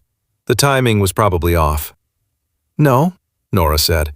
"The timing was fine." She collected Lily from the sitting room where her daughter had discovered a footstool that operated apparently as an excellent step stool for reaching the lower bookshelf, and she put Lily in the stroller and walked toward the service entrance, and she was almost to the door when she heard quick footsteps behind her. "Miss Calloway." It was Carter. He had come from the East Wing, and he was in a suit, fully dressed, which meant he had known about this morning's meeting and had been watching. His face had none of its surface ease. He was operating now purely from the tight, careful place underneath. "I need to speak with you." "We have nothing to speak about," Nora said. "You don't understand what you're doing," Carter said. He dropped his voice, which meant the pitch didn't reach Lily. "You think you're pursuing justice. What you're actually doing is pulling a pin from something that will collapse around you. The legal costs alone, the timeline, the press exposure, the way Elliot's board is going to respond to an allegation that he... Carter." Elliot's voice came from the hallway behind them. He was standing in the doorway of the East Wing corridor, and his voice had a quality she hadn't heard in it before. Not loud, not theatrical, but entirely without the careful containment he usually brought to it. It was a voice that had decided to stop managing itself. "Go to your study. Don't speak to Miss Calloway again today. We'll talk when I'm done here." Carter looked at his brother. Something passed between them, complex and old and layered with 12 years of a particular power arrangement. Then Carter turned and went down the corridor without speaking. Elliot looked at Nora. "I'm sorry," he said. "Stop apologizing," she said. "Save the energy. You're going to need it tomorrow." She wheeled the stroller out the service door. As she went down the path toward the gate, she heard Lily say to Roger with great contentment, "The man, he saw birds." "Yeah," Nora said under her breath. "He's about to see a lot more than that." The board meeting was at 10 the following morning. Elliot had spent the night in his home office preparing documentation: the blood panel, James Reyes's written analysis, the personnel file, the calendar entry, the photograph from the old phone. He had not spoken to Carter after the hallway. He had texted him at 9 in the evening, "I'll see you at the meeting." Carter had not replied. The 12-person board of Whitmore Capital convened in the main conference room of the downtown offices. Elliot stood at the head of the table and spoke for 47 minutes without notes. He was precise and complete, and gave the board everything he had in the sequence it needed to be understood. He used the word deliberately 3 times. Carter had deliberately managed the medical appointment. Carter had deliberately handled the contact with the former employee. Carter had deliberately ensured the gap in Elliot's memory was never investigated. Carter sat at the far end of the table and said nothing during the presentation. His lawyer, a woman named Priya Shetty, who had clearly been briefed and positioned, sat beside him. When Elliot finished, Priya immediately moved to have the presentation classified as unverified and preliminary, and requested the board defer any action pending a separate legal review. The board chair, a 70-year-old woman named Miriam Chow, who had survived 4 decades of corporate governance and had the expression of someone who had heard every version of every argument, said, "The DNA result is pending, is that correct?" 72 hours from yesterday afternoon, Elliot said. "We'll have it by Friday." "Then we table formal action until Friday," Miriam said. "But I want to note for the record that the documentation presented today is substantial enough to warrant this board suspending Mr. Carter Whitmore's voting rights on all resolutions pending the outcome of the investigation." She looked around the table. "Those in favor?" 8 of 12 hands went up. Carter's hands stayed flat on the table. Priya leaned to his ear. Carter looked at his brother across the length of the board table, and Elliot looked back at him. And the thing that passed between them in that long moment was not the look of enemies. It was something more specific and more painful. The look of two people who had known each other all their lives and had arrived by divergent paths at the end of a particular version of that knowing. "I want to note," Carter said in a controlled voice that Elliot recognized as his brother's version of very high stress, "that any paternity claim would fall under the terms of the existing trust instrument and would require independent verification beyond a single commercial DNA test. The trust instrument is being reviewed by independent counsel," Elliot said. "I authorized that this morning." Carter looked at him. "You authorized it?" "Yes," Elliot said. "I did." For just a moment, Carter's face did the thing it had done in the garden. The total stillness of a man whose calculation had been overtaken by an event he had not fully anticipated. Then he picked up his pen and wrote something on the pad in front of him, which Elliot knew was the way Carter handled things that were too large to sit with in public. Miriam called the next item. The meeting continued. Elliot sat back in his chair and picked up his water glass and felt very quietly, and without displaying any of it, the specific exhaustion of a man who has spent 47 minutes being absolutely certain about something, and now has to wait 72 hours for the universe to confirm it. Outside the conference room windows, the city ran at its ordinary full volume. The stock had already dropped 2.5% on the morning's trading. His phone had 17 unread messages from media contacts. His brother was sitting at the far end of the table, writing on a legal pad, and Priya Shetty was scrolling through her phone with the focused speed of someone executing a countermeasure, and the board was discussing quarterly results as if the ground had not just shifted under the entire structure of the company. But the result was coming in 72 hours or less. And when it came, there would still be the matter of Carter's countermeasure. Priya Shetty, Elliot knew, did not come to a board meeting without a strategy she planned to deploy. Whatever she had been preparing since Carter called her the night he saw Lily in the stroller, it had not been played yet. He was not going to enjoy the next 72 hours. But he was going to be ready. The result came in 51 hours, not 72, because James Reyes had put a rush on it and called in a favor with the laboratory director that he was apparently owed. He called Elliot at 7:43 on Thursday morning and said simply, 99.9%. She's yours, Elliot. Elliot was standing in his kitchen when the call came, in the same spot where he'd stood looking out the window the first day. The spot where he'd watched the service gate close behind a woman and a stroller, and had stood there not quite knowing what he was waiting for. He stayed standing there for a moment after the call ended, holding the phone at his side. Then he sent a text to Nora James called. "Do you want to hear it from me or from him directly?" She replied within 2 minutes. "From you." He called her. She answered on the first ring. 99.9%, he said. A short silence on her end. Not the silence of surprise she had known the way he had known since the morning doorway. It was the silence of something that had been held at arm's length for a long time, being allowed finally to come close. "Okay," she said. Her voice was steady. "Thank you for calling me." "James will send the full documentation today. I want to file with the court immediately voluntary paternity acknowledgement. I want her name on my insurance. I want the surgery pre-authorization in place by end of day." He stopped, aware that he was listing things at a speed that might be outrunning her capacity to absorb them. "Tell me if I'm moving too fast." "You're not," she said. "Move as fast as you need to." He could hear in the background of her call the sound of Lily narrating something at volume. It sounded like a detailed account of something Roger had done. He listened to it for a moment without saying anything. "I want to come to the surgery," he said. If you're willing." "It's in 4 weeks," Nora said. "We have time to get there." "Yes," he said. "We do." After he hung up, he called Miriam Chow at the board, conveyed the result, and requested an emergency session for Friday morning. Then he called his personal attorney and began the process of the voluntary paternity filing. Then he called the billing department at St. Raphael's and gave them his personal information and arranged for the full surgery cost and post-operative care to be billed directly to an account he specified.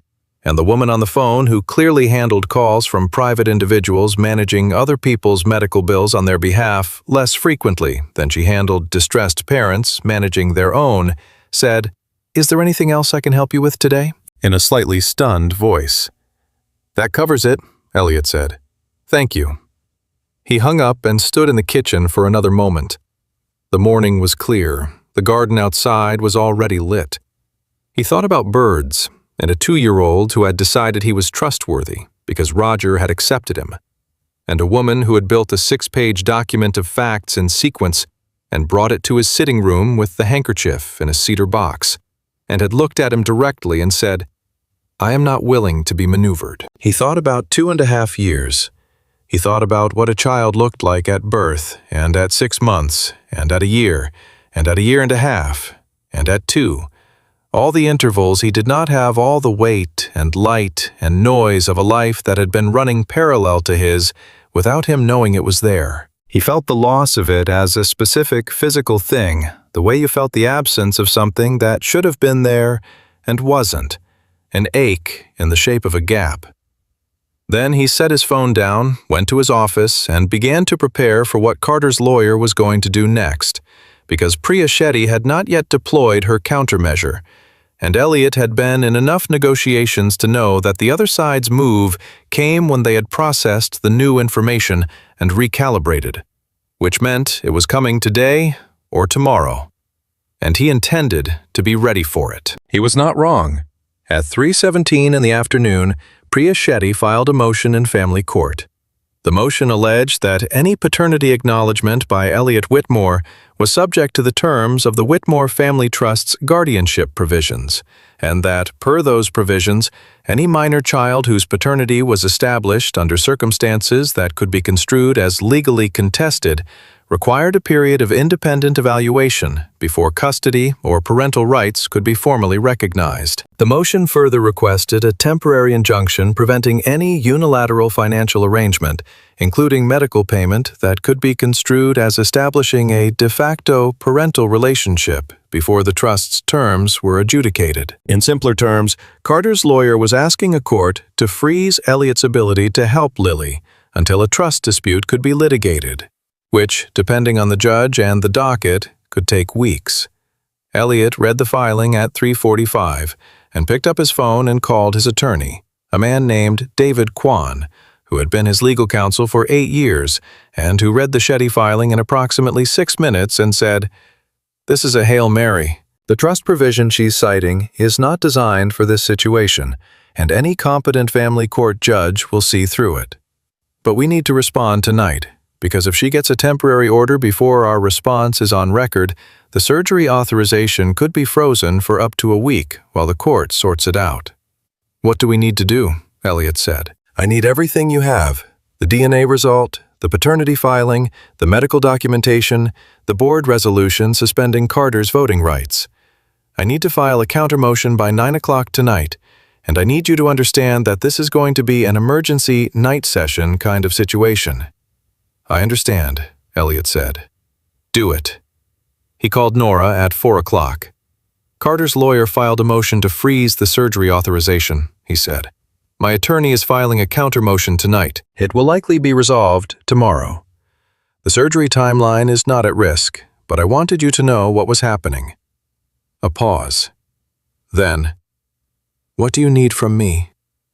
"Nothing tonight," he said. "David has everything. I told you I would keep you in the full picture." "I know," she said. "Thank you." "Are you and Lily all right?" "We're fine," Nora said. "We're making dinner. Lily is supervising." A small pause. "She's decided the pasta shapes go by color. I'm not sure the pasta agrees." He found himself almost smiling for the first time in 36 hours. "Let me know if the pasta needs a mediator." "I'll call you," she said.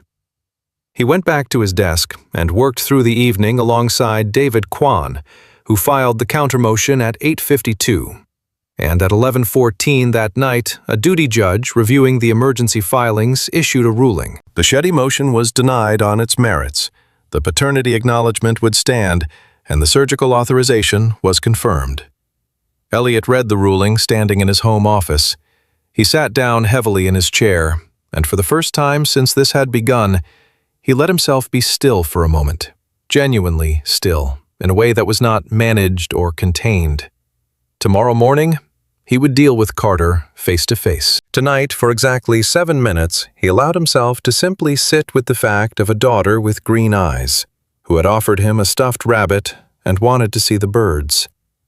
The meeting with Carter was at 8 in the morning in the East Wing study, and Elliot had chosen the East Wing deliberately because it was the room where Carter had always been most at ease, the room with the leather chair their father had favored, the room with the bookshelves Carter had curated, the room where Carter had come over the years to deliver difficult things in comfortable surroundings. Elliot wanted Carter to be in the space where he felt most himself because he wanted to see his brother's face clearly, without performance. Carter arrived at 8:05 in a suit. He sat in the leather chair. Priya Shetty was not with him, which meant he had made a deliberate choice to come alone, and Elliot filed that away as information. Elliot sat across from him and poured 2 cups of coffee from the tray on the side table, and set one in front of his brother, and kept one in his own hands, and waited. Carter looked at the coffee. He looked at Elliot. His face was carefully composed, but the composure Elliot could see with the clarity of a man who had been looking at his brother's face for 33 years and had only recently stopped filtering what he saw through the overlay of gratitude and obligation. The composure was costing Carter something significant to maintain. The motion was denied, Carter said. Yes, Elliot said. Priya believes there are grounds for appeal on the trust instrument interpretation. There aren't, Elliot said. David Kwan says the provision she cited doesn't apply to this situation, and any appellate judge will agree. I think you know that, and I think Priya knows that. He paused. I think the motion was a delay tactic, not a genuine legal strategy. Carter was quiet. I'm going to ask you something, Elliot said, and I want you to answer me honestly, not strategically, not with what you think I can use against you. Because at this point, we both know what I can use. I want to know why. He looked at his brother. Not the money, not the trust clause. I understand the mechanism. I want to know why you decided that was the right thing to do.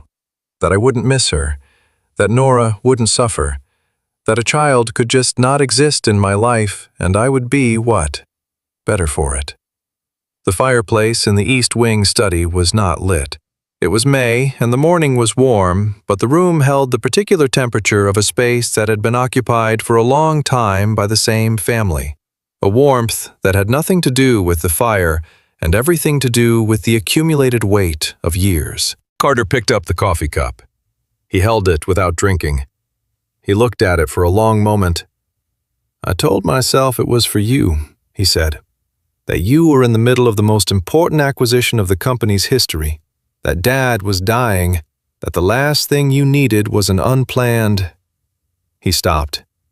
I told myself that for 3 years, that it was a decision made in your interest. He set the cup down. I knew it wasn't somewhere under that, but I'm good at telling myself things. He looked up. That's what you're asking for. Honesty. That's it. The trust clause, Elliot said. Carter held his gaze. Yes, the trust clause was there, and I was aware of it. That doesn't mean I did it only for the clause. It means I found it easy to convince myself the decision was right for everyone, because it was also right for me. He paused. I know that's not an excuse. No, Elliot said. It's not. A silence stretched between them, the particular silence of 2 people who have known each other long enough that silence itself has texture. She's remarkable, Elliot said. It came out quietly, not intended as a pressure, more as the overflow of something he had been holding for days. Lily, she's remarkable, Carter. And Nora, what Nora has done. Alone, with no resources and no support from anyone who should have been there. I know, Carter said. You gave a woman a check and told her to disappear, Elliot said. His voice remained level, which was more devastating than volume would have been. You told her I didn't want to know. You told her that in my name. And she raised my daughter, believing I had chosen not to exist in her child's life. Carter looked at his hands. The board will call for your resignation, Elliot said. I'm not going to fight that. I want you to understand I'm not doing this to destroy you. I'm doing it because there can't be an exception to what happened because you're my brother. I owe Nora and Lily that much. He paused. The criminal matter, the midazolam, that's in the hands of the prosecutor now. I can't and won't interfere with that process. Whatever happens there happens. Carter's chin came up slightly. And us, he said. What happens to us? I don't know, Elliot said. I genuinely don't know. I love you. I don't know how to reconcile that with what you did. I suspect it's going to take a long time to find out if there's a way to. He looked at his brother steadily. But I know that whatever comes next, it starts with you being honest about what happened. To the board, to the prosecutor, and to Nora. A long pause. To Nora, Carter said.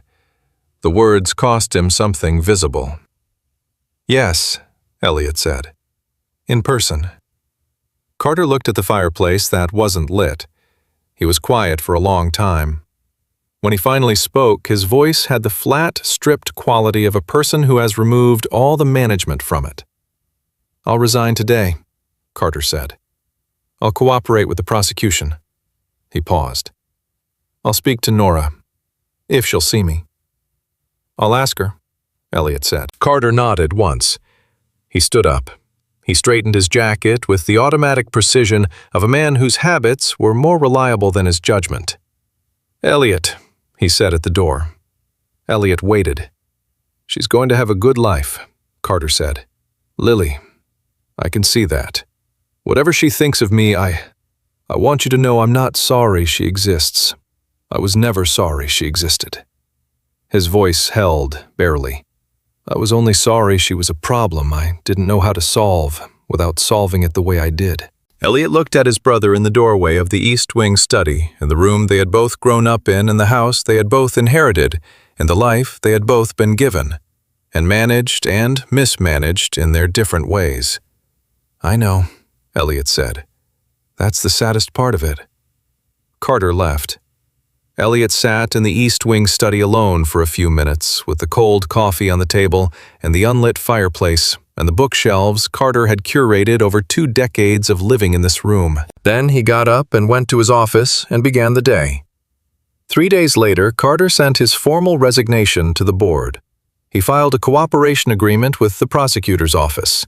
His statement to the board was complete and unambiguous, as he acknowledged what he had done. He accepted responsibility for the medical intervention and for the contact with Nora. He offered no mitigating interpretation. Miriam Chow told Elliot privately that in 40 years of board work, she had seen very few mea culpas that were actually complete. She said this one was. Carter met with Nora at a coffee shop on a neutral corner of Lincoln Square, which Elliot arranged and which Nora had the right to refuse but didn't. She brought Professor Marsh with her, not as a lawyer, but as a witness. Carter arrived alone. He sat across from Nora and said in almost exactly the same flat, stripped voice he had used in the East Wing study what he had done and why, and what he should have done instead. He did not ask for forgiveness. He did not ask for anything. He explained and apologized and was done. Nora sat across from him with her coffee cup in her hands and her face neutral, and listened to the whole thing. When he was done, she was quiet for a moment. I want you to know something, she said. I spent 2.5 years believing Elliot had chosen to leave. That belief affected everything. How I thought about myself, what I thought I deserved, how I taught Lily to understand the world. You didn't just deprive me of support. You altered the story I told myself about what I was worth. She paused. I need you to understand the scale of that. I understand it, Carter said. I'm not going to tell you how to carry that. Nora said. "That's yours to figure out. But I needed you to hear it from me directly." "Yes," Carter said. "Thank you." They did not shake hands when they left. Professor Marsh walked Nora to her car and said on the sidewalk, "That was one of the most controlled pieces of communication I've ever witnessed." "I practiced it," Nora said, "in the parking structure for 20 minutes before I went in." "I know," Professor Marsh said. "I could tell. Exactly the right amount of it showed." She looked at her. "Come back to the program, Nora. In the fall, when things have settled, I'll help you with the financial aid application." Nora looked at the sidewalk, then at the street, then at the unremarkable, ordinary Tuesday afternoon light of Lincoln Square. "Yeah," she said. "Okay." Lily's surgery was on a Thursday, which was the same day of the week every significant thing in this story had happened, which was the kind of meaningless coincidence that you only noticed in retrospect. She went in at 7 in the morning. The surgeon's name was Dr. Catherine May, who had a calm, specific quality that made Nora trust her in the first 30 seconds. Not the bedside manner performance kind of calm, but the kind that came from someone who had done this correctly many times and knew exactly what correctly felt like. Elliot arrived at the hospital at 6:45. He found Nora in the preoperative waiting area, sitting straight in a chair with her hands in her lap, and her face doing the neutral thing she did when what was underneath the neutral was too large to let surface. He sat down beside her, and they did not say anything for a moment.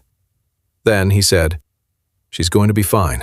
"You don't know that," Nora said. "No," he agreed. "But Dr. May does statistically, and I spent 2 hours on the phone with her last week talking through every variable, and her confidence in this procedure is the kind that comes from competence, not optimism." He paused. "Lily is healthy. Her heart function is good. The procedure is corrective, not crisis response. Dr. May has done it more than 200 times. Nora looked at him. "You called Dr. May last week." "I wanted to understand exactly what was happening," he said. "I also wanted to know her name and her record and her specific approach to pediatric cardiac cases. I brought the notes if you want to see them." Nora was quiet for a moment. Then something in her face shifted very slightly, in a way that was different from the neutral and different from the practical steadiness she operated from. It was, Elliot thought, the particular expression of someone who had been doing everything alone for a long time and had encountered unexpectedly and with some disorientation the sensation of not being alone. "You brought notes," she said. "I took notes," he clarified. "I always take notes. It's a liability." "It's not a liability," Nora said. They sat together in the waiting area while Lily was taken back to the pre-op suite, and Nora held Lily's hand until the last possible moment when the scrub nurse needed the room, and Lily, who was 2.5 and had been given something to make her drowsy, said to Roger, who Nora was holding, "Tell her I'll be back," which was something she had clearly learned from a book about going on trips. "I'll tell her," Nora said. "Tell Roger I'll be right out here," Elliot said. Lily considered this with the slow, benevolent focus of mild sedation. "Okay," she said. The surgery took 4 hours and 12 minutes, which was 45 minutes longer than the initial estimate, which was the kind of information that arrived in the waiting room through the surgical coordinator in a form designed to be reassuring and was not, in practice, especially reassuring. Elliot watched Nora receive the update and watched her process it with the controlled steadiness she brought to things that frightened her, and said without thinking, "Walk with me." "I'm not leaving the floor," she said. "I'm not asking you to leave the floor," he said. "There's a corridor. We can walk and still be 30 seconds from the surgical suite desk." She walked with him. They went up and down the long window corridor that overlooked the hospital's inner courtyard, where there was a garden that someone had planted with the specific optimism of people who believe in recovery. They walked without speaking for 2 lengths of the corridor, and on the 3rd length, she said, not looking at him, "When I was sitting on the bathroom floor 2.5 years ago, I made a list of every resource I had. Money, support, time, skills. I counted everything. and then I crossed off everything I'd lost access to by being alone, and what was left was not very much. But it was enough to build from, so I built. She paused. I got very good at knowing exactly what I had and exactly how to use it. I got very good at not including anything I wasn't certain I could rely on. I understand that, he said. I know you do, she said. I'm telling you because I want you to understand that including you in that inventory it takes me a moment. It's not about you specifically. It's about the process of recalculating. She looked at the garden below the window. I'm recalculating.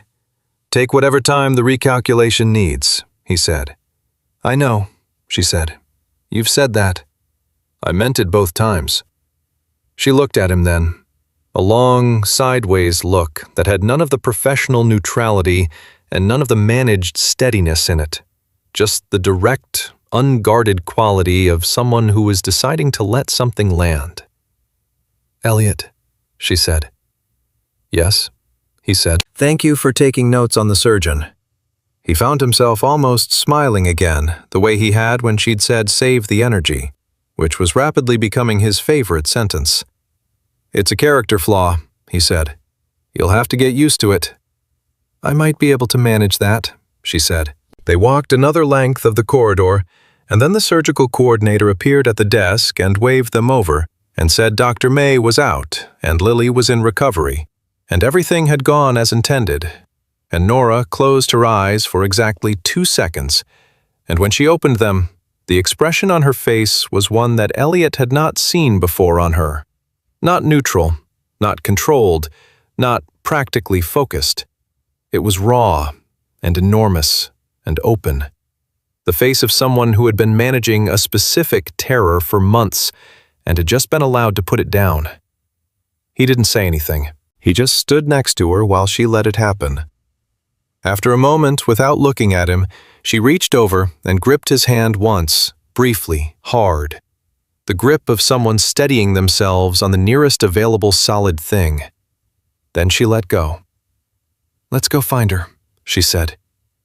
They found Lily in recovery, small and pale, and starting to surface through the anesthesia with an oxygen monitor on her finger and her hair matted against the pillow, and the slightly confused expression of someone returning from a great distance. The first thing she did when she registered Nora's face was reach for Roger, who had waited in a sterile bag in Nora's bag throughout the surgery, and was now released into active duty.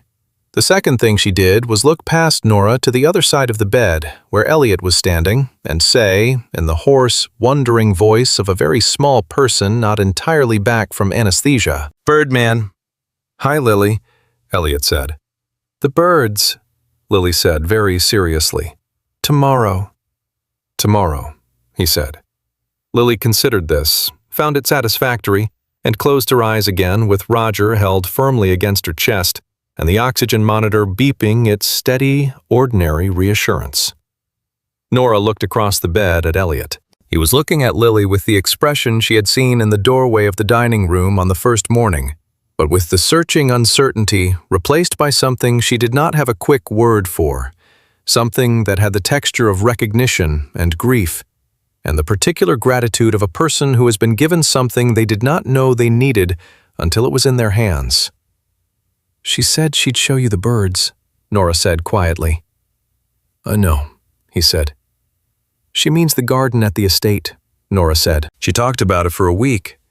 "I know," he said again. "I stocked the bird feeders last Thursday.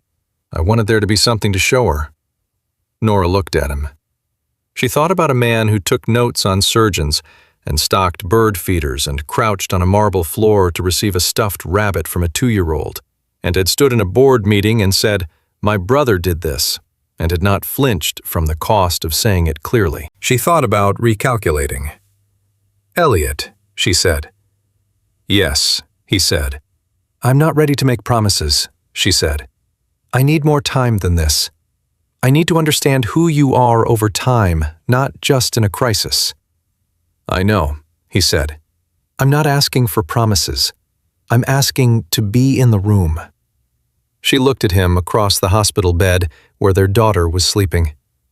"You're in the room," she said. He nodded once with the gravity of a man who understood the weight of a simple sentence said exactly as much as it sounded. Lily turned over in the hospital bed, adjusting Roger to a better angle, and murmured something to him that was private and indistinct and entirely her own. The inner life of a 2.5-year-old running its continuous, rich, unstoppable current.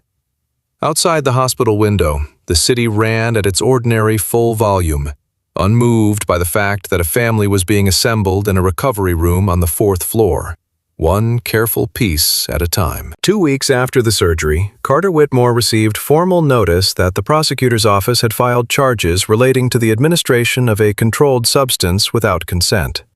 His attorney filed for a continuance. The Whitmore Capital Board accepted his resignation by a 9-3 vote and issued a statement noting that a leadership transition was in progress and that operations were unaffected. The stock, which had dropped 6% in the days following the board session, recovered 4 of those points in the week after Elliot issued his own public statement, direct, unornamental, taking responsibility for the period during which he had not investigated what had happened, and explaining what steps the company was taking going forward. The financial press described it as unusually honest for a CEO in a position of legal exposure. Miriam Chow told him privately that it was the most she had respected him in 8 years of sitting on his board. Carter met with a criminal defense attorney, then a second one, then a third. He was not, in the end, the kind of person who collapsed. He was the kind of person who reorganized under pressure, with the same focused efficiency he brought to everything else, which was, Elliot thought, both his greatest strength and the trait that had made him capable of what he had done. The ability to execute a decision without being slowed by feeling it. What would happen in the criminal process, Elliot didn't know. What would happen between them in the longer term, he still didn't know. He called Carter on the last Sunday of the month, and they spoke for 22 minutes about things that were not the case or the company. Their father, a trip they had taken as children to a lake house in Wisconsin, a particular argument about a chess move that they had never resolved. It was not forgiveness, it was not reconciliation. It was 2 brothers choosing in a limited and cautious way not to end a conversation. It was enough for now. Nora enrolled in the fall paralegal program with a financial aid package that Professor Marsh had described as comprehensive, and Nora had described privately as close to miraculous. She arranged childcare for Lily 3 mornings a week with Mrs. Park, who had decided that being involved in Lily's daily life was a more interesting retirement than the alternative. She continued working through the agency, not at the Whitmore estate, which had become complicated in its own specific way, but at other placements on her own schedule, in the way that kept her in control of her time. Elliot saw Lily twice a week on Tuesdays and Saturdays, which was the arrangement they had agreed on for the first 3 months while everyone found their footing. On the first Saturday, he took Lily to the garden at the estate and showed her the birds at the feeders. 2 cardinals, a pair of house finches, one extremely self-possessed blue jay who regarded Lily with suspicion. Lily named the blue jay Bernard, which Elliot noted for the record was an excellent name for a suspicious bird. He drove her back to the Garfield Park apartment in the evening and carried her up the 3 flights because she had fallen asleep in the car seat, which was a development he had not entirely been prepared for, the weight of a sleeping 2-year-old, the specific trust of it. He stood for a moment in the doorway of the studio apartment, handing Lily carefully to Nora. "Thank you," Nora said. "No," he said. "Thank you." She looked at him in the doorway, with Lily's weight shifting to her shoulder and her dark hair falling across her face, and the tired, steady look of a person who was, for the first time in a long time, genuinely not alone. "Next Tuesday," she said. "Next Tuesday," he agreed. He walked back down the 3 flights to the street and stood for a moment on the sidewalk in front of the building, looking up at the lit window on the 3rd floor. The city moved around him in the ordinary way of cities on Saturday evenings. Traffic, voices, the distant music from somewhere he couldn't identify. He thought about what it meant to begin something. Not to fix it, not to restore it, not to make up for lost time with enough money or enough gestures or enough of the right words in the right order. Just to begin. To show up on Tuesday and show up again on Saturday and be the person who stocked the bird feeders and took notes on the surgeon and crouched on the marble floor to receive a stuffed rabbit, and to do that consistently and repeatedly across enough time that it became a fact rather than a gesture. He walked to his car. Behind him, in the lit window on the third floor of a building in Garfield Park, a woman was putting a 2.5-year-old to bed, who would ask about Bernard the Blue Jay for the next 4 days, and would occasionally refer to Elliot as the Birdman for the next 3 months, until she decided in the efficient and unceremonious way of children acquiring language that a different word was what she wanted. She would pick the word herself in her own time. That was always going to be how it worked.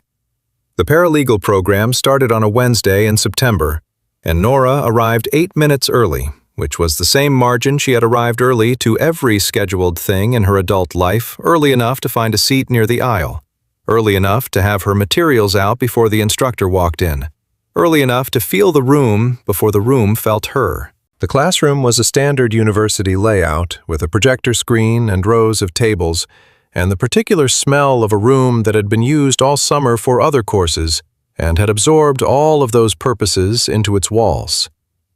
She sat down and took out her notepad and her highlighters, 3 colors, the system she had developed over 2 semesters, and then stopped using when she withdrew and had picked back up now, with the specific satisfaction of returning to a habit that had never stopped being useful. The instructor walked in at 9 on the mark. It was not Professor Marsh. It was a younger instructor named Philip Chen, who turned out to have practiced at a civil rights firm for 6 years before coming to teach, which Nora mentally filed as relevant context for how she would frame her contributions to class discussion. He started with a case study. Nora opened her notepad. Beside the date at the top of the page, she wrote in the margin, too small to be visible to anyone but herself, L. Surgery. Recovery. Complete. Clear. Good. Then she capped her pen and gave Philip Chen her full attention. What she was building now was different from what she had been building before. Before, she had been building a perimeter, a wall of self-sufficiency with carefully managed openings, nothing coming in that she hadn't verified and cleared. Now she was building something more like a framework, the kind that could hold multiple things at once, that had rooms for what she was doing and rooms for what Elliot was doing, and a room in the middle where they overlapped carefully and without rush, in the way that things built correctly tended to last. It was harder than the perimeter. It required a different kind of attention. It required her to hold open a space that her instincts wanted to close. She was practicing. On a Saturday in October, Elliot arrived at the Garfield Park apartment at 9 in the morning and knocked on the door, which he always did, even though she knew he was coming, which was a form of courtesy she had come to expect, and had started looking forward to in the specific, ordinary way you looked forward to things that were simply reliable. Lily answered the door she had learned to reach the handle by pushing her step stool from the kitchen, and said with considerable pride, "I opened it." "Good job," Elliot said. "I know," Lily agreed. Nora appeared behind her with 2 coffees. She handed one to Elliot, and they stood in the doorway of the apartment for a moment while Lily conducted a detailed briefing about the morning's events, which had apparently included a disagreement between Roger and another stuffed animal named Patricia about who got to sit in the truck. "How was the Patricia situation resolved?" Elliot asked. "Roger moved," Lily said in a tone that indicated this outcome had not entirely satisfied her sense of justice. "That was generous of him," Elliot said. "Yeah," Lily said, deflating slightly. "He's generous." Nora caught Elliot's eye over the top of Lily's head. The look that passed between them was brief and quiet, and contained in its brevity a specific kind of ease that she had not expected to feel. Not the ease of resolution, not the ease of having arrived somewhere, but the ease of 2 people who had been through a true thing together, and had decided to keep going in the same direction. They took Lily to the lakefront.